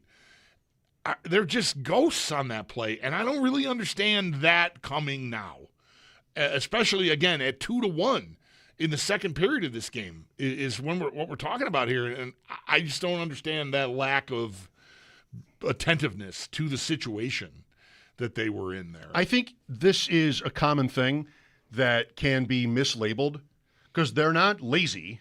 We know that about these guys. They're not bums. Mm-hmm. So what happens, maybe not specifically there, but in these kind of situations, is I think you're just a little bit hesitant. You're not as sure of yourself. Your confidence might be waning. The whole atmosphere and the stakes and everything can mean the slightest difference where you just are not as ready for a certain moment.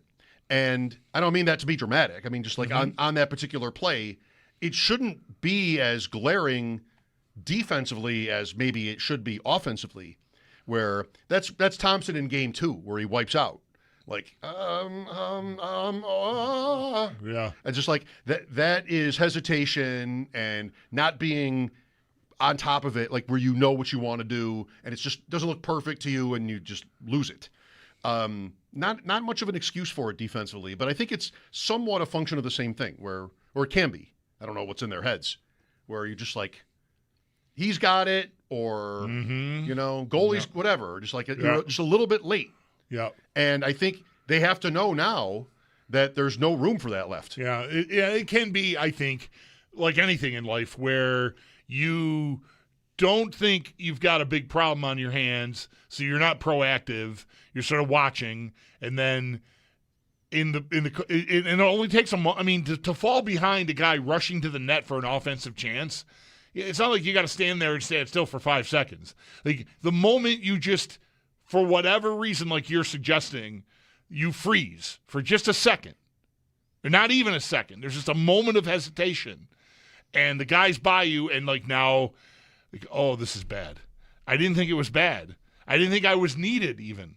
We were in good shape here, but we're not because now this guy and you're just chasing them by the time you get there with the puck's in the net. Right. At the end of the play.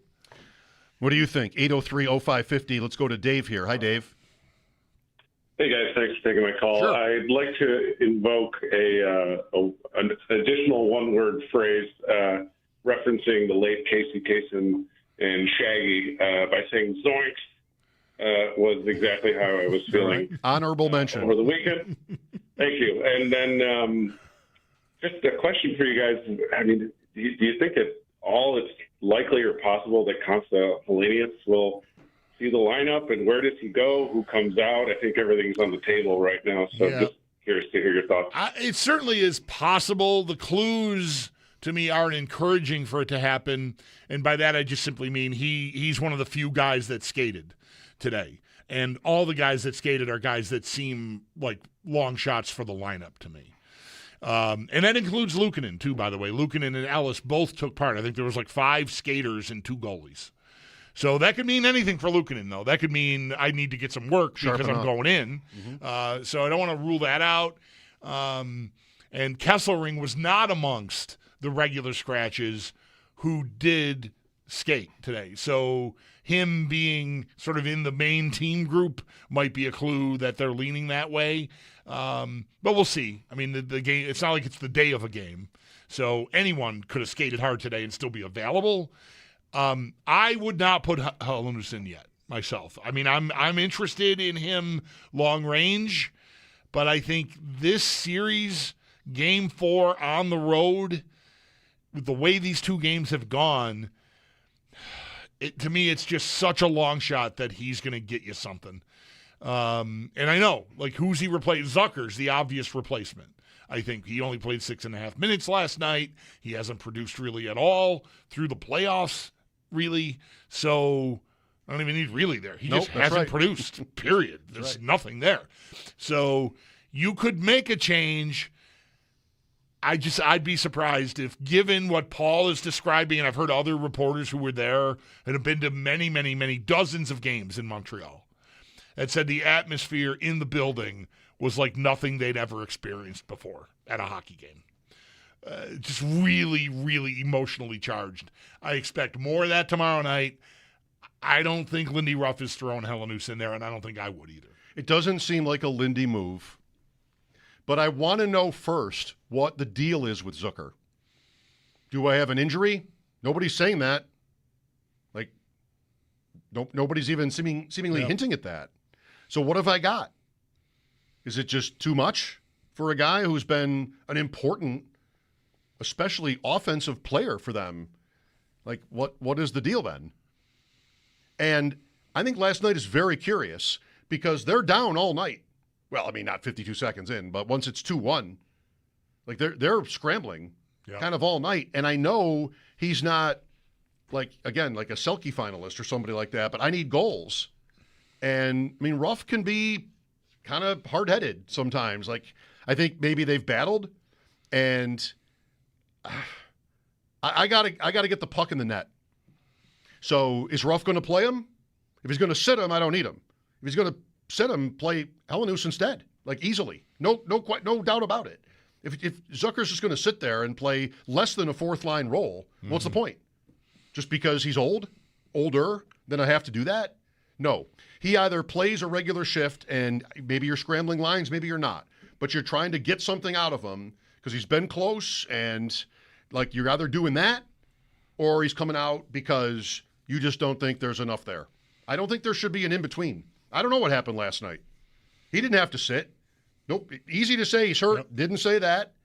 You heard Paul talk about how Ruff kind of tried to play both ends when describing the situation. That's over. He either gets a shift and I can maybe squeeze a power play goal out of him, or I can get a bounce out of him as close as he's been, or I replace him. I don't think there's anything else that really works. Disagree? You don't think Helenius is ready? That's fine. Right. Zucker plays 14 minutes then. If I had a player that has offensive upside who had played 60 games here this year, I would put him in for Zucker. I don't think I put Helenius in with how inexperienced he is. Everything you just said about Zucker is 100% valid. There's nothing in there for me to really disagree about. I just don't think you're putting Helenius in for him in this spot. I just don't think. I wouldn't do it either, and I'd be stunned if Ruff did. Does not seem like a Lindy move. Vets. Right. But without sounding like I'm trying to whack at him, it's kind of why I want to do it. I wanted Luukkonen to play in Boston. I wanted who the other night? Carrick in for Kozak in game 2. Right. What, you won the last game, so you can't? And then they lost every draw. Like, I don't know. I'll be wrong too, but there's a little bit of just too safe vets. Yep. What we just won with. And now in goal, this was always coming. The only way this wasn't coming in their goaltending situation was if they won out. Right. And Lyon just never lost. And he gets through this series in 4 or 5 games, and then it's a week off or whatever that would be. Like, it wouldn't be a week off, but still, where you just never need to worry about his workload. Now you're asking him to do something he's never done. And it's piling up. And no, these goals really don't look like they're his fault, but the goals are piling up. And you might feel like you can't go to Luukkonen now because it's been, what, 2 weeks? It's almost exactly what it's been. Tomorrow would be 2 weeks? Yeah, I think Tuesday? that's right. Yeah. That's what happens. Like, they needed to always – I don't want to keep going because I sound like here's all the things they're doing wrong. Yeah. They're all debatable, right?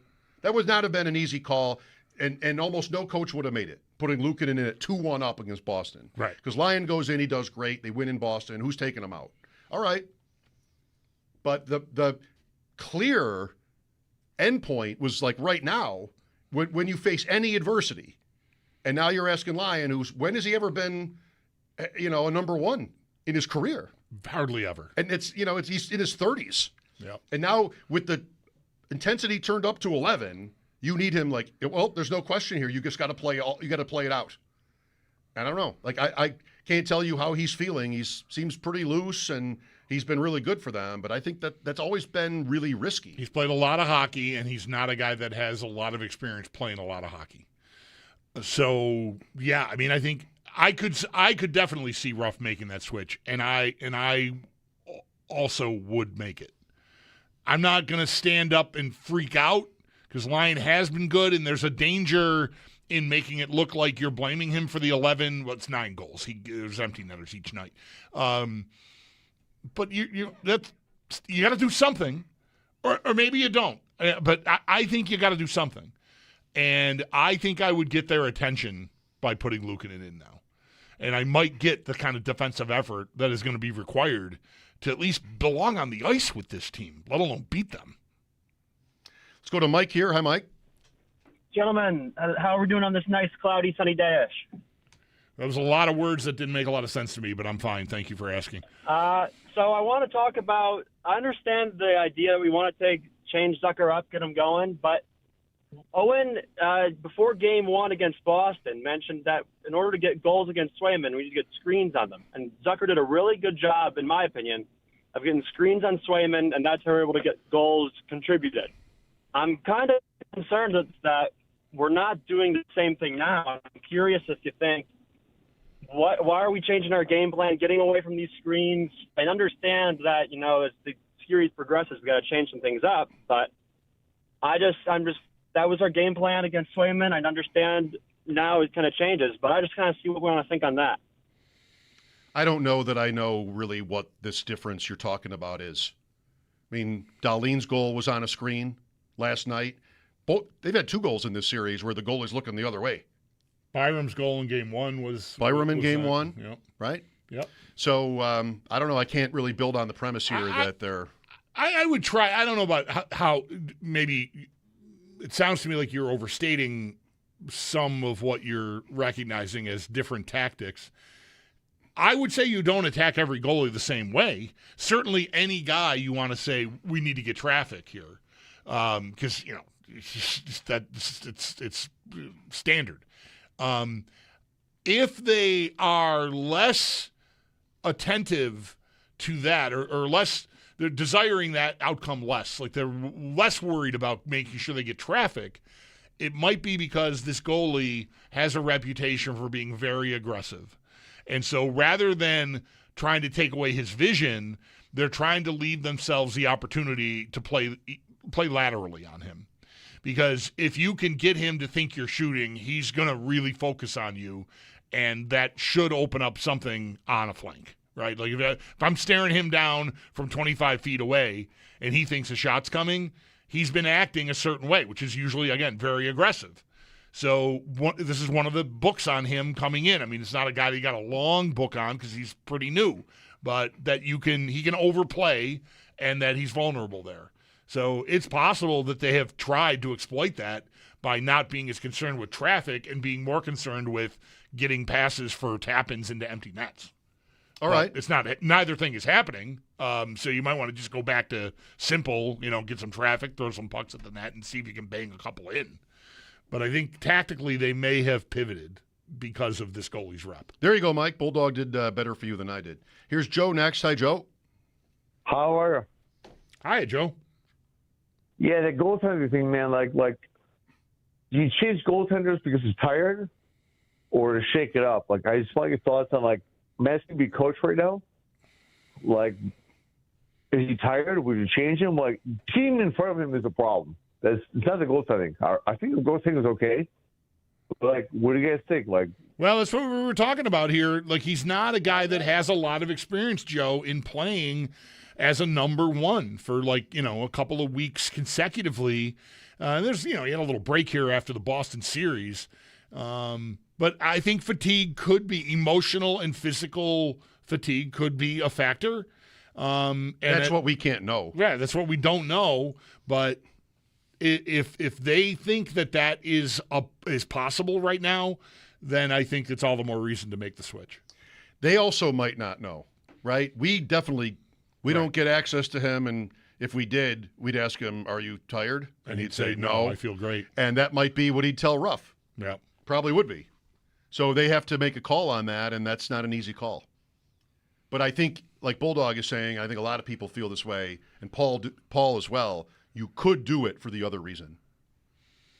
Get everyone's attention. Hockey coaches, and I'm not saying they're wrong, it's logical, feel like they're getting that there's an effect to that. You and I are teammates and I screw up, but they punish you. How do I feel? Anybody on the team is going to tell you it's not the goalie's fault. Right. But if the goalie gets benched, you could take that personally. That's what it's about. That's why it's done. And it's not as though Luukkonen is, it's already been said today, but just to say it again today, right now, they have been co-number ones really all year long. So it's not like you have a guy, you're not pulling Connor Hellebuck out after the team falls asleep in front of him and he gives up 9 goals over the course of 2 games in a playoff series. So you're going to play, Comrie. Mike Comrie, thank you. Eric Comrie. Eric Comrie, right. This is a guy that's, to me, just as capable as Lyon. So the pivot doesn't have to be as dramatic from what you should expect performance-wise from the guy. There shouldn't be a drop-off necessarily from one guy to the other. And if you get the bump from shock value guilting the other guys, then good. Because I need something. They have not been on point here 2 games in a row. So maybe this is the move here. I'll bet this is the thing. Way more than figuring out what to do with Jason Zucker and Konsta Helenius. I would bet the thing that the coaches are talking about is this. Whether to pull the trigger on a goalie switch. I would add that, like I said, when Paul was on, maybe, as was the case in Game 2, and even in terms of Montreal in Game 1, I think the losing team starting goalie was maybe 1 goal away from getting pulled already. And I think if, like Paul said it this way, right? If it's only 4-1, not 4-2, going into the third, maybe they do it. Mm-hmm. And you do that with a mind to play Lyon in Game 4. Like you're just giving him a break. Have a seat, have a drink of water, take a shower. All right? Right. So that's why you pull him, but they didn't. Now, that doesn't mean anything necessarily, but I think you had that was there. Had games 2 or 3 gotten like really out of hand. Before it was kind of over. Right. Eventually they did get out of hand, right? But it was too late. Right. Yeah, after the empty net goals were scored, you don't you're pull not a guy with taking 5 them out minutes then. left. Yeah, it's stupid. Right. All right, let's go to Sean. Hi, Sean. Hey, guys. Hi. I was thinking Stanley on the Bulldog. Do you remember the play when they scored the goal and Stanley broke his stick over the net? I don't know which goal he broke his stick over the net, but if it's the one where he botched the one pass, that he made the bad play. right? Yeah, okay, yeah. Well, he should have. Yeah. Well, he should have been mad. He made a terrible. It was an easy pass. I don't have a problem with him breaking his stick over the net, but he broke it and he swung. He almost drilled the Montreal player. I don't know if it was the guy that scored the goal or one of the players, but it was. If you look at the video again, go look at it. He was really close to when he swung his stick through. He almost drilled the Montreal guy, and no one. I noticed it, and I rewound it, and I was like, "Oh my gosh, that would have really been really bad." But I never really liked Stanley, so I always felt like he should be. I'm fine with him taking him out. I don't care who they put in, whether it's you want to put Kesselring in there because I think he's a little faster. Sure, great. Yep. Thanks, Sean. I would do that. That would be easy for me. I would do that if I'm going to play him. The last time they had to play Kesselring, he played 4 minutes. So this is a little bit like the opposite of the Zucker point, right? Like if Zucker's going to dress, then play him. Well, no, it's the same point. I want if you're going to make that change because you think Stanley is hurting you or it's a different kind of matchup, it's not as physical. So I want to have someone a little fleeter of foot in the lineup. Okay, play him. Like if you're not going to play him, then I don't know what we're doing here. If you don't have an alternative, I recognize this is the third D pair, but still that should be 14 minutes, not 4. So I'm a little worried about Kesselring as a pivot simply because I think when it gets to the game, Ruff has shown a few different times that he doesn't trust him. So what's the point of having someone in the lineup that I don't trust? I should put someone else in the lineup that I'm going to trust. And if that's not Stanley and it's not Kesselring, then that's Metza. And I think that should be available to them. Speed and skill and moving the puck well are what he does. So I think that might be the fit that makes the most sense to me to counteract what's happening here. And I'm getting hemmed in my own end. But I don't know. That it seems like maybe he's 8th on the depth chart now. Well, I think those are all interesting options. If it's not going to be a regular shift, and that's, without special teams, that might be 12 minutes for the third pair D, somewhere around that. They have to win tomorrow. Like if that means 30 minutes for Dahlin, then it does. Like you got to do what you got to do tomorrow. Yeah. And I like Paul's logic on Stanley in that, like, they've got him to play the Lightning and Boston, and now they're playing this team, and it's not working. I would do the same thing. And I also wouldn't be afraid to play Kesselring, but I don't think it's as important that you make that level of commitment necessarily because I got to do whatever it takes tomorrow night to get this thing even, or else I'm down bad. And that means play all my guys, as much as is possible. Right. I think they have not. I don't know. I was going to say they haven't had a close game. These games are close enough. If it's 2-goal game in the third period, like all these games have been, they're all the same game. Yeah. Goes to the second, it's 2-goal difference, and can the other team catch up? They get a sniff at it, then it doesn't happen, it's over. Yeah, you got to win tomorrow. Yeah, see, everything you just said there, got to win. Like, you got to have this game. And I'm going to put a guy in that the last time I put him in, I didn't trust him to play more than 4 minutes. Like that doesn't really add up to me. Maybe they won't do it. Yeah, I don't know. If you do, however, notice a rattle in your ducts or a rise in your heating and cooling bills, give Belknap a ring. With 0% financing, the cost of upgrading to a high-efficiency dual-fuel heating system is a breeze. Learn more at belknapheating.com. That's belknapheating.com. Go green, save energy, save money with Belknap. Schedule a free estimate on your new installation. Give Belknap a ring at 688-1728. For more comfort and less ka-ching, give Belknap a ring. If you missed it before, I'm saying it again. Back to your calls next. Mike Schopp and the Bulldog. This is WGR.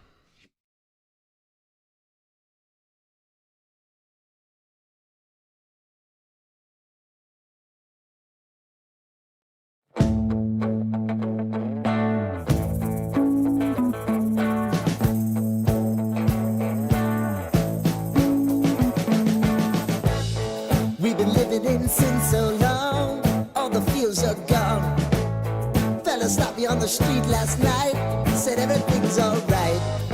Roller coaster, make it through the day upright. It seems your meal ticket is gone, but life goes on. I could never imagine something better. Yeah, right. Now you're cooking on high heat in the middle of the street. Roller coaster, take me to a better time. Let's go. All sing your high line with the roller coaster of life. Yeah. It's time to all choose your timeline on the roller coaster of life. Oh, you seem to easily forget how to place your bet. When everyday life gets you down, you gotta steal the crown. Got to own it. Don't bitch and moan about it, please. God forbid you scrape your knees, and it's nothing to sneeze at. Oh, I've told you over and over again. You gotta get both hands around it and make your own plans. Roller coaster, it's taking over. It's about time. Oh, all sing your high line on the roller coaster of life. You've got to all choose your timeline with the roller coaster of life. Roller coaster.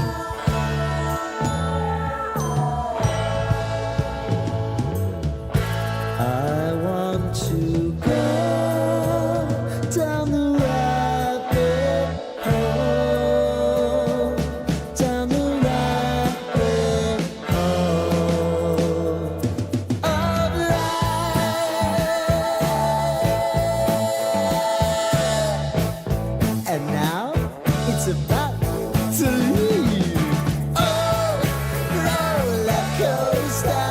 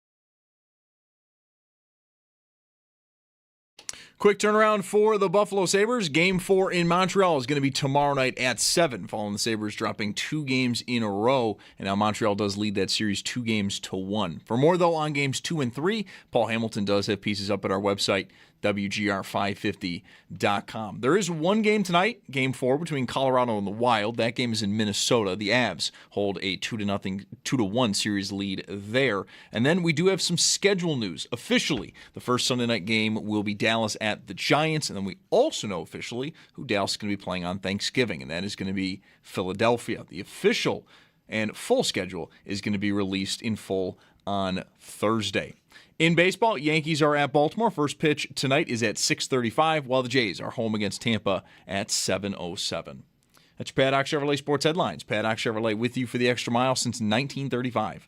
I'm Zach Jones for West New York's Voice of the Fan, WGR.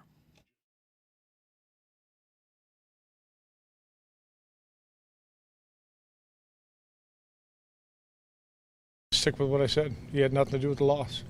He made a lot of great saves inside the game. That game could have been, they had a couple point blank he made tremendous saves on. I would have liked to change a couple forward and a couple D maybe during the game, but we don't have that option. Lindy Ruff, Game 4 tomorrow night in Montreal. 6 o'clock pregame with us, and then Brian Koziol. We're going to get Brian on Wednesday's show because not only do we have these playoff games, but also the PGA Championship is this week in or outside Philadelphia. There is a leak, and I will tell you up front, I don't know where it's from. I'm seeing it secondhand, but I trust it. I'm gullible. I believe everything. That the Bills will host Detroit on Thursday night of Week 2. Presumably their stadium opening game. Thursday night, Week 2 on Amazon. Right. Detroit. Right. We don't know that they're not opening at home in Week 1, but we've talked a lot about giving it the extra week after the preseason just to make sure everything works. And Sal has made the point that Mike North has made to him, long time involved in the NFL schedule, the making of the schedule. Mike North, Sal does a podcast, he and Matt Bove every year with this guy. And Sal has told us that through him, they like with a new stadium to sort of give it the day, give it the, like, if it's prime time, this works perfectly. Prime, I mean, they're not on the air all day long or anything like NFL Network or ESPN can be, but their pregame show will travel. They will be here, and it will be largely, I think, about the stadium from 6 o'clock or whatever time they start, 7 o'clock up until kickoff. The stadium would be the focus of that. So I think that would work. I want to speak it into existence that this is a real thing because I have a huge music festival that weekend, Week 2 of the NFL season as it falls this year. And if the Bills play on Thursday, I'm in the clear for Friday, Saturday, Sunday at Borderland. And I got a lot of people, the people that run the festival, namely, that are like the fingers and toes are crossed that they would get a Thursday night game. That's the best case scenario. For them, and therefore for me, we're going to be there all weekend. Better than even a road game. Yeah, for sure. People are staying home or going out to watch the games. That's right. On Sunday. Yep. Presumably, they will play an afternoon road game in Week 1 now. Right. I would think that's what would happen. Well, this has kind of been our guess. Not Thursday per se, but right. Not Week 1. We found out this morning Week 1 Sunday night is booked. Dallas Giants, because that's the law. Mm-hmm. Got to get those teams on there.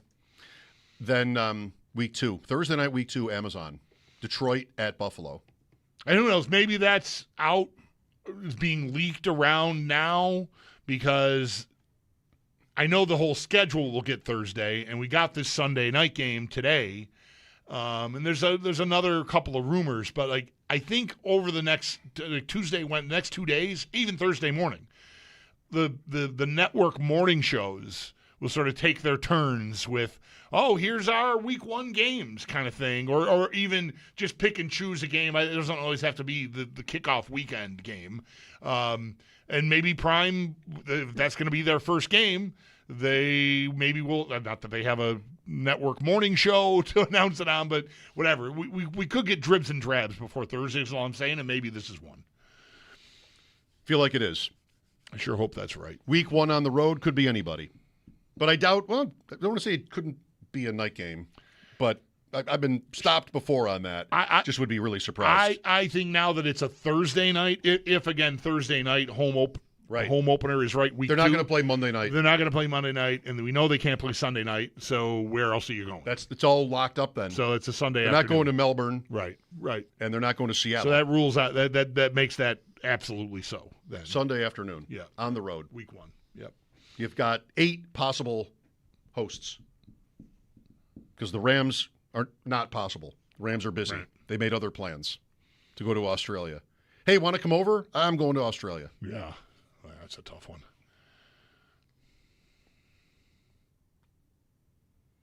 Cool. Lions too. It's different. Yeah, that's right. That's right. And there's history with the origin of the Bills and Ralph Wilson and even Terry Pagula when he famously called The Hobby. The Hobby? What was The Hobby? So The Hobby was a show I did about motorcycles. And we changed the name last minute from Kickstands Up because it turns out somebody had a copyright. Changed everything. Just made it about baseball cards. So we are so deep down the hole here. When Kim put, listen to me, name drop. When Kim put Terry up to calling The Hobby on my last day with that show, before he was rudely cut off, what he got in was that his favorite player growing up was Joe Schmidt. Was a linebacker, I think, for Detroit. It's in the Hall of Fame. Yep. So he was a Lions fan. Yep. As a kid, he mentioned that I think too when they officially introduced him as having bought the team. I think he mentioned the Lions and Joe Schmidt. That rings a bell. What's the spread? Bills -3. Not going higher? No. The Lions had a bad year, but they're still they're good. They're going to get some respect. Oh yeah. So how bad was their bad year? They missed. Right. That's really. But they were pretty good. They were okay. Yeah. Did they get undone again by injuries? Just bad enough that they didn't even make the playoffs? Maybe. I don't know. But I still think that's a good team. So I think 3 is as far as I'll go. Jamison Williams. Yeah. Goes by the nickname Waymo, not J-Mo. Waymo. Because he should get the ball Waymo. But he spells it with a J. Jamison is with a J, but Waymo doesn't. Maybe he's not with a J. He wants the ball Waymo. No, I've seen it. I've seen the trademark he's got on it. I'm kidding. I'm sorry. He might. He had a face. I could have kept going. I folded way too soon. I would have believed you it. had a face. I would have. We're talking about trademarks already. Copyright. He really knows this. Is what your face said. Sure.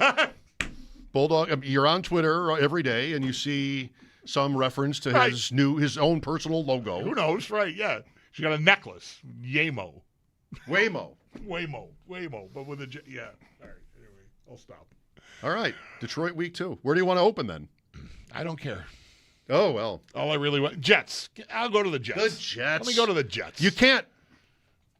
Oh, why? They have a date? Because the Giants play Sunday night. Are they going to Pakistan to play their opener, the Jets? Next year. No, the Giants have the stadium.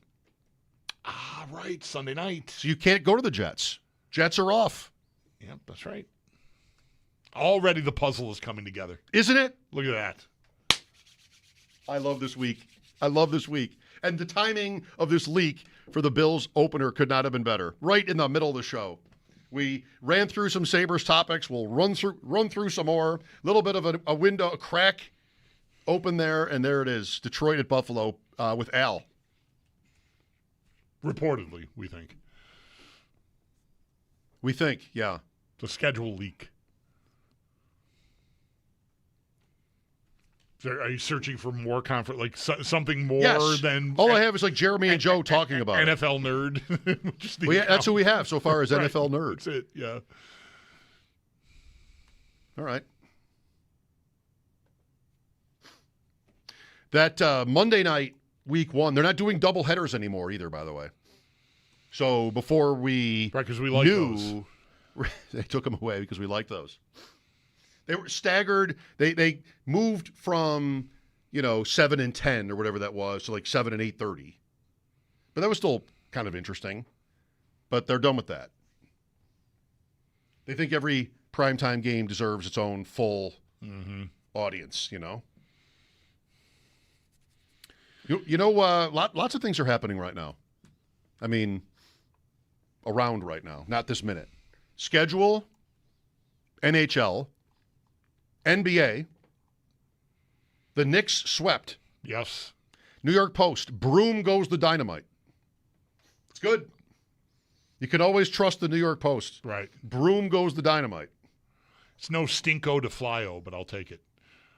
What's that? Stinko de Flyo was a Philadelphia headline with some playoff game. The Flyers laid an egg on the 5th of May, and Stinko de Flyo was the headline instead of Cinco de Mayo. I have a favorite all-time New York Post sports headline. Although that would be up there. Yeah. If that were the New York Post. Right. I don't think it was. Remember when Jack McDowell was pitching for the Yankees and he flipped off the fans? He got pulled from a game? Yes. The Yankee flipper. Yes. Right. Yeah, that's strong. So the PGA this week, World Cup is like a month. That's right. That's coming. Yep. The leak is Lions at Bills Thursday night, week 2. And that would presumably be for the opening of the stadium. They're not going to, throw Miami in here in week 1 and then do that. Pretty sure. Mike Schopp and the Bulldog at 803-0550. This is WGR.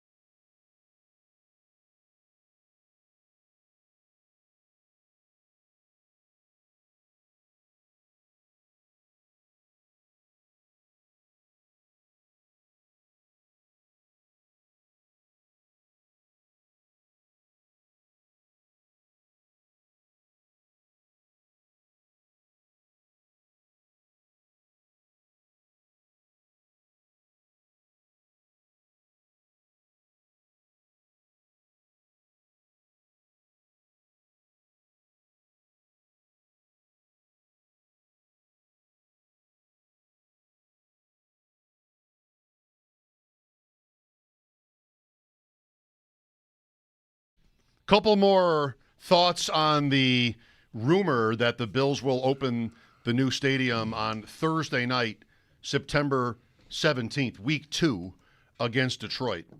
One is a little bit of reaction, it seems, that a Thursday night is just not appropriate for opening of the stadium. Yeah, I think those days are gone. Yeah, at least it's not a Tuesday. Yeah, or a Wednesday. Right. It's a day in the week in which the league regularly plays now, and I don't really see that. I don't feel that it's inappropriate for the opening of the stadium. I mean, they played Thursday night home games in the early '80s. By the way, yeah, just wasn't every week in the league. Right. Yeah, I'm not there, so fine. Amazon, maybe there's that element too. That it should be on Channel 7. Well, it will be. Well, it will be, right? Or it'll be on some local channel. That's how they do that. Yeah, that's right. Yeah. Mm-hmm. Secondly, Joe asked me to tell him if he had Detroit in his bet with Jeremy, which has been up there for how long? Years? Right. They bet maybe a couple of years ago on who would be the Bills' opponent for this game, and Jeremy has Detroit. Yeah, he does. Yeah, Joe had Chicago there. Yeah. Joe's response when I told him, quote, brutal. Relax, Joe. Yep. You owe Jeremy $10. You'll be okay. Yeah, and really do the work and go through that board. He might owe you more than that if you guys update all this stuff. Half of it's dead. There's a bunch of stuff that's never going to happen that you need to get off. The thing needs to get cleaned up. Is what I'm saying. Totally right. And I'm part to blame. I mean, sure. Yeah. I've got 3 bets up there that I'm almost dead in, all of them, but I refuse to pay and give up. Ryan Tannehill winning a Super Bowl. I don't know. Did he retire? I didn't hear about it. Jeff Skinner takes a shootout attempt. I don't know. Did he retire? I didn't hear about it. Will Bill Belichick win a playoff game? I don't know. Did he retire? I didn't hear about it. They're all just up there waiting for, you guys. All right. If you're going to, even if they retire, they could make a comeback. I like that you're being hard on yourself about things that are taking up space there, but those things are still live. Sort of. Barely. But still, Dallas to extend Dak, Lamb, and Parsons. That ended last fall. That's over. That's still up there. Let's see. McDermott will have a bottom 10 season on defense. He's not the Bills coach anymore. Fair. That's got to go. Terry Pagula refers to McDermott as the best coach in the NFL. Also highly unlikely now that he is no longer the Bills coach. That I think I agree with. Let's get that off the board. Caleb Williams benched in 2025. It's 2026. Settle up your action and let's move along, guys. It's almost, you're saying is pretty much the whole board is dead. The whole board is dead. There are a couple that you can't even read. The Prescott one, Justin Fields. This home opener one that's in red that's been in the middle of the board for however long that's been up there, that's going to be dead for sure by Thursday, if not already, if this Lion thing is correct. Yeah, the whole thing's a joke. But there's a Jokic bet up there. Okay, that's live. That's not even worth taking up space. Will Jokic play into his 40s? What is he, 30? I mean, how old is the guy? I mean, that's for $5. That's got to be up there. Our little Jets to make the playoffs before 2030. That's good. That's a good bet. That stays on the board. That belongs. That's live. That should be higher up. That's right. Deserves more prominence. I love that one. On the bet board. Bulldog has bet me that the Jets will not make the playoffs at least until 2030. That's so good. Any team starting from the bottom, you might think in 4 years, right? Will get not in this case. Not the Jets. Not Bulldog when it comes to the We've Jets. got 4 seasons to get through with the Jets. You're so close. One Olympiad away. Right. The World Cup. It's every 4 years, isn't it? I believe that's right. So we'll be at the next World Cup before you find out. Right. Well, no. End of 2029 season, we'll know. Right. That's the conclusion. That's the culmination of that bet. End of 29. Or sooner, if they make it. Well, sure. Which I think they will. Yeah. That's my side of the action, is that the Jets will get good, but I've been saying that for literally 50 years, which is inexplicable. Why would I keep going back to that? Well, that the Jets are going to be good. Find a new trick already. I know. Once I do, they'll be good, so you should thank me. Back to the Sabres after the update, 803-0550, WGR.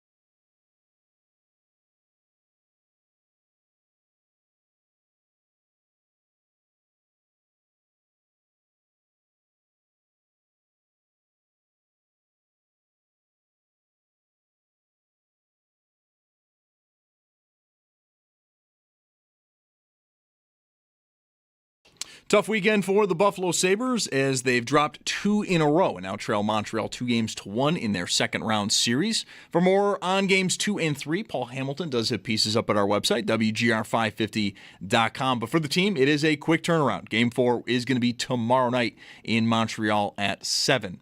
Tonight, though, there is one game in the NHL. It's Game 4 between Colorado and the Wild. That game is in Minnesota. The Avs do hold a 2-1 series lead. And then to the NFL, some news today. The Buffalo Bills did add to their defense, signing former Chiefs linebacker Mike Dana to a 1-year deal. And for more on that signing, we do have a piece up at our website, WGR550.com. And then some official schedule news. The first Sunday night game will be Dallas at the Giants. And then we also know who Dallas will be playing on Thanksgiving. That is going to be Philadelphia. And the full official schedule will be released on Thursday.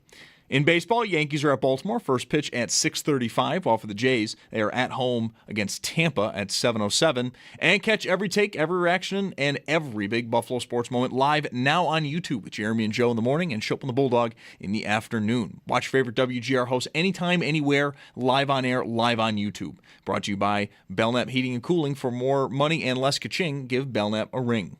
That's your Paddock Chevrolet Sports Update. Paddock Chevrolet with you for the extra mile since 1935. I'm Zach Jones for Western New York's Voice of the Fan, WGR.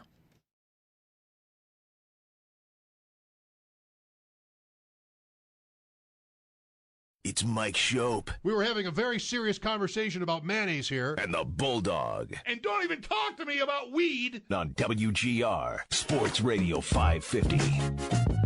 Okay. Game 4 tomorrow night. We'll see what we have tomorrow to talk about in the way of lineup change speculation. Will Lindy Ruff go to Luukkonen? Maybe. Right, there'll be a morning skate, so there'll be the starters net that has been occupied now for the last 7 games by Alex Lyon. So that'll be your first clue if something's coming. I highly doubt that he would screw around with that, piece to just try to mislead everybody or anything. That would just be silly.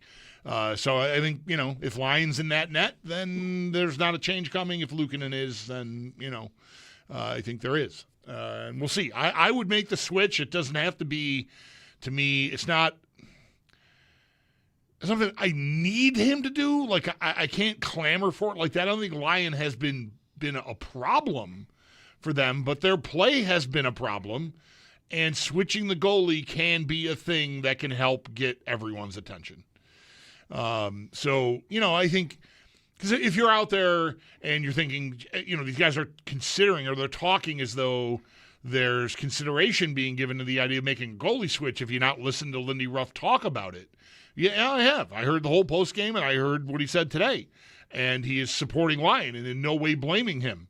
I don't think that forbids him from making a change. I think he's just supporting his goalie. I think the reasons to do it that could get the team's attention are still there, and and I happen to think that it would be right to support Lyon. He has not been their problem here, but he's played a lot of hockey, and is not a guy that usually plays as much hockey as he's played. So think of the circumstances too. Like he's not playing 7 regular season games in a row. Pressure, maybe of his career. Got to be. So a switch to me, I could get with it. I would make it, but it's not to me. I was really dug in before Game 3 of the Bruins series that Lyon had to go in off of the Game 2 performance from Luukkonen. I'm not that aggressive about this, but I would make the switch, and I want to predict that he will. Okay. Also, we could see a change on the blue line, maybe Stanley or even Timmins, but I think Stanley might be more likely to come out if there is a move there. Might that be Kesselring or even Metza? We'll see by tomorrow night. And then also Jason Zucker playing curiously few minutes last night. And from talking to Paul Hamilton earlier, Lindy to Paul, and the way I heard it as well, didn't exactly seem completely focused on explaining what that was. Didn't talk about an injury. No, just simply said he's not on the first power play and he doesn't kill penalties. So he got in a situation where he hadn't played for a long time, and I think Ruff just decided, well, if things are shortening, if the bench is shortened naturally here because of special teams, This guy hasn't. He got benched. Yeah. He got benched. You don't want to say it, but effectively, if he's telling you he didn't get out for a bit because of special teams play, and then I just decided to keep it that way, I mean, not that he used those words, but that's what he did. That's what his explanation tells you. Right. Then, after they kill a penalty, he puts Malenstein on, or he puts after a power play. So everything he told you, he told you he benched him without using the word benched, I think. And so what about that? Right. That's a big move. Even with Zucker not scoring, he has 1 assist in the playoffs only. But that's a pretty significant move if you do that. I agree. And I don't know that there is an easy person to just throw. Everyone's going to say Helenius, and game 4 of a playoff series in that cauldron that is Montreal, I don't know. I don't think I could do that. I'm not saying Lindy won't, because maybe he'll just feel like, I need juice, and maybe this kid can make a play for me, which is certainly possible. But I think you said it earlier, it does not seem like a Lindy move. No, he would go on the road to this kid who's never played a playoff game before. Sorry, yeah, no, I don't think it's a Lindy move. I would love to see it. Yeah. Because I don't want to default every time with professionals, and let alone to the idea that a scene like that is a negative for a pro athlete. Even at 20 years old, I just don't think it has to be like that. And I don't know the players individually. That's part of what a coach's touch really needs to be, is like, well, what kind of makeup does this guy have? And you can't necessarily be able to predict it, but you could make a more educated guess. And I just think there are guys who would eat it up. It might be right that last night it ate them up. Even with scoring right away. I mean, wouldn't you maybe have walked into that game fearing, you could have feared that happening, but then they score immediately. Like, okay, well, don't have to worry about that anymore. But that's another way I look at this stuff, because that the same people who talk about pressure all the time will always tell you how important that goal was. That's why you have to score early. That's why you want to score first, on the road, all the points you've heard a billion times. And I don't know what happened. They got swallowed whole. Right. And was it because they were nervous? They got the lead. I mean, it was pretty quick and random, but still. So I don't know. I think, it's narrative street for me. And there was a point maybe in March where I'm still saying Helenius, I'm sorry if I'm wrong, that I wanted him up here. He was sent back, and Paul was saying how his game had tailed off, and you were definitely not with me on that, like that he needed to be up here. Mm-hmm. Like him, right? You like him. Yeah, I'm very high on him. I'm very high on him right now. I just not super high on this spot, that he's the fix for this spot. But you said it earlier, and I don't disagree with this. I mean, if you're going to dress Zucker, then you play him. Same thing, like if Kesselring is the pivot, if Stanley is indeed, if his lineup spot is in peril, Kesselring being the pivot, like, okay, well, you're choosing to do that when you had a gun to your head and Stanley was ill in the Boston series. You dressed Kesselring and he played 4.5 minutes. Like, I have a hard time believing that. Now, again, styles make fights, right? It's a different opponent. Maybe Lindy will trust Kesselring more, but I feel like I've been waiting since the middle of the season for him to trust Kesselring more, and it never happens.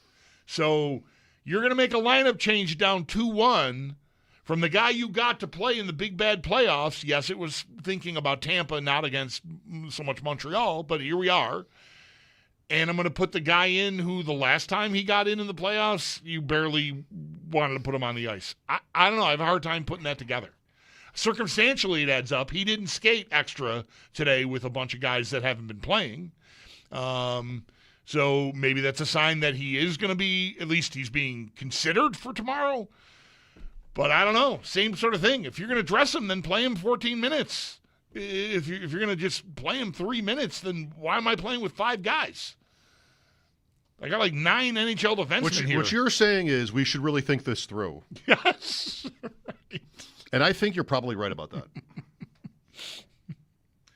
Let's go to Scott here. Hi, Scott. Oof, it's loud. Hey, how are you guys? Good, thank you. Hey, I like the idea of getting Meza into the playoff lineup. I thought he looked great into the end of the regular season. But I really wanted to talk to you about OP, a number one draft pick. I think a big issue is whether he really lived up to that draft status. And then more specifically for the playoffs, I'd like to see him get mean. This guy peels away from every confrontation. And I thought maybe the playoffs would bring out this hard-to-play-against mean streak, but just not seeing it. Grateful for your thoughts here. Okay, who's still evaluating his status as a number one overall pick? What's that? Well, you frame this as a former number one overall pick. Yes, he was that. He's not Darlene. We all know that, I think. Not every number one overall pick is a franchise cornerstone kingpin player. I think Power's an excellent player for them. The things that he does well, he does very well. Being physical is not one of them. And if you are holding your breath, waiting, hoping for that part of his game to come along, I think you're wasting your time. I would like it if he would develop those traits too. He doesn't have them, and I think he's an excellent player without them. So I'm sort of done with the whole conversation about what he isn't. What he is a very nice top four defenseman, which, is a low bar for the one overall if you're talking about a generational talent, but nobody was even before that draft. People were saying before that draft it's not the best year to have the number one overall pick because there's not a generational guy there. So to hold that against him seems patently absurd to me. The player that he is a helpful, important player. Can he be better? Yes. Could he be more physical? Sure. I don't think that's ever happening. And I'm fine with that. I think he's a very good player, just as he's currently built. It's never going away. No. Hashtag hits. HITZ. I tweeted the hits. Did you like how many hits they had on Friday night? I'm just about to tell you. They killed Montreal. I tweeted the stat on Friday night. It was like 38-15 at one point. And, it's just Twitter. A number of people didn't get that I was pointing that out sarcastically, which, that's fine. People can talk amongst themselves, but how valuable was that, eh? Game 2? Pounded him. Really? Thompson was running everybody in game 2. And he was falling down. He got dizzy throwing hits. Yeah. Like, whenever, it's just never going to happen that enough fans appreciate. So you want him to have the puck last is what you want. Power. Yeah, because that's how you clobbered Montreal in hits is because they didn't have the puck. Right. So that's how they're going to beat Montreal is to hit them. Wow. You think? Really? I don't. I think we've tried that. I think more accurately is that the Sabres have come out of their game. And it's why I didn't love the deadline move in the first place with Stanley. Not that Stanley is that rugged. He's big. He's fine in that area, but he's not more than that, I would say. Mm-hmm. I just didn't think that I wanted to find out, respect for the team they've built and the whole playoff hockey mantra stuff, it's easy to sort of line up with, get bigger. But that was we did talk about Meza all the time because he was never getting scored on. That changed. Yes. But he was never getting scored on. And I don't know, that wasn't good enough. Well, what's the name of the game, Yeah, it's never going away. 101 pick, the name Owen Power, it's never going away. It's huge, never going away. Years will go by. They have. Yeah. Actually. Yep. It's never going away. Now, I'd rather see him play his game, which is why he's valuable. You already said it. You covered it. And I would if I haven't said it plainly, I that's my bad. I would put Meza in the lineup over Kesselring. If I'm taking Stanley out, I would go all the way. To me, Kesselring, there's the point about Lindy not trusting him, and I don't expect that to suddenly change. So I'd be fearful I'm going into a very hostile environment, and I'm starting out with 5.5 defensemen, and it might end up at 5 really quick, right? And whereas I think, and Kesselring is, yes, he's more fleet of foot, of course, than Stanley is, but he's not some wild improvement as far as puck moving overall goes, I don't think. I think he was supposed to be, but we've never seen that player this year. Metsä is all about moving the puck. And I don't have there's some size here, right? But Montreal is not beating the Sabres because they are pushing the Sabres around. So I don't think I got to worry that much about that. I think if I'm struggling to get the puck out clean and turn defense into offense swiftly, I feel like Metsä, of the guys available, he's not better at it than the top 4 guys, but of the guys that are available to play on that third pair, he's easily the best at that. So that's where I'd be looking before I get to Kyle. I just don't trust he's going to play Kesselring, dress him, because he's big and he moves better, so it's sort of middling I'm offsetting Stanley being out with another big guy, and he'll protect the teammate and whatever, and I don't think any of that matters. Montreal does have that guy whose name starts with X. His name, they pronounce it Jack Eye. Yes. Every time I hear it, I think somebody is starting to say Jack Eichel. I'm not yet conditioned to Jack Eye. Yeah. Is a guy. It's Jack Eichel. Yeah. But no, they're not saying Jack Eichel. No, they're saying Jack Eye. Jack Eye. Yeah. I'm not worried about what he's going to come. He's going to come forecheck Zach Metsä. No. So I'm not the least bit worried. I have felt this way about the Sabres my entire life. It's just when they've been good, what they're good at right now is what they've been good at. With the exception of late 90s, those teams that wouldn't have gone anywhere without Hasek. So it doesn't even count. The best Sabre teams ever have been high-flying, speed, goal-scoring teams. And this team has that with elite defensemen that are a part of that. They're a part of the ethos, if you will, of the Sabres. And they have been cracked. These last 2 games, they have been cracked. How much of it is fixable? They've had goals against where you wonder where the big guys are. Dahlin included. Dahlin in game 2, there was one. Was it 3-1 goal? Did that make it 3-1 or 3-0? 3-0, I think, was the score of that game. One of those. The second or third goal was he gets beat in front of the net. He's right next to the guy and just doesn't do anything with him. So can they find another level? Yeah. In that area, because they might have to, or else they're going to get smoked. It seems. And in game 1, I didn't have this concern. It didn't seem like a game where they were not going. And Benson is always going. He needs to be excluded from any of this analysis. That guy's incredible. No critiquing Benson. No touching Benson. It's not allowed. His birthday's tomorrow, I think. Yes, he turns 21 tomorrow. 21 tomorrow. But all their big, we don't think of Norris as a big guy because he hasn't been here that long, but he is their highest paid forward. And I don't know, I was so focused on a head injury when he hit the boards early in game 1 of the Boston series and then played game 2 and then came out with an injury. But he's had shoulder problems. Maybe the shoulder, I don't think he'd be playing with a concussion right now.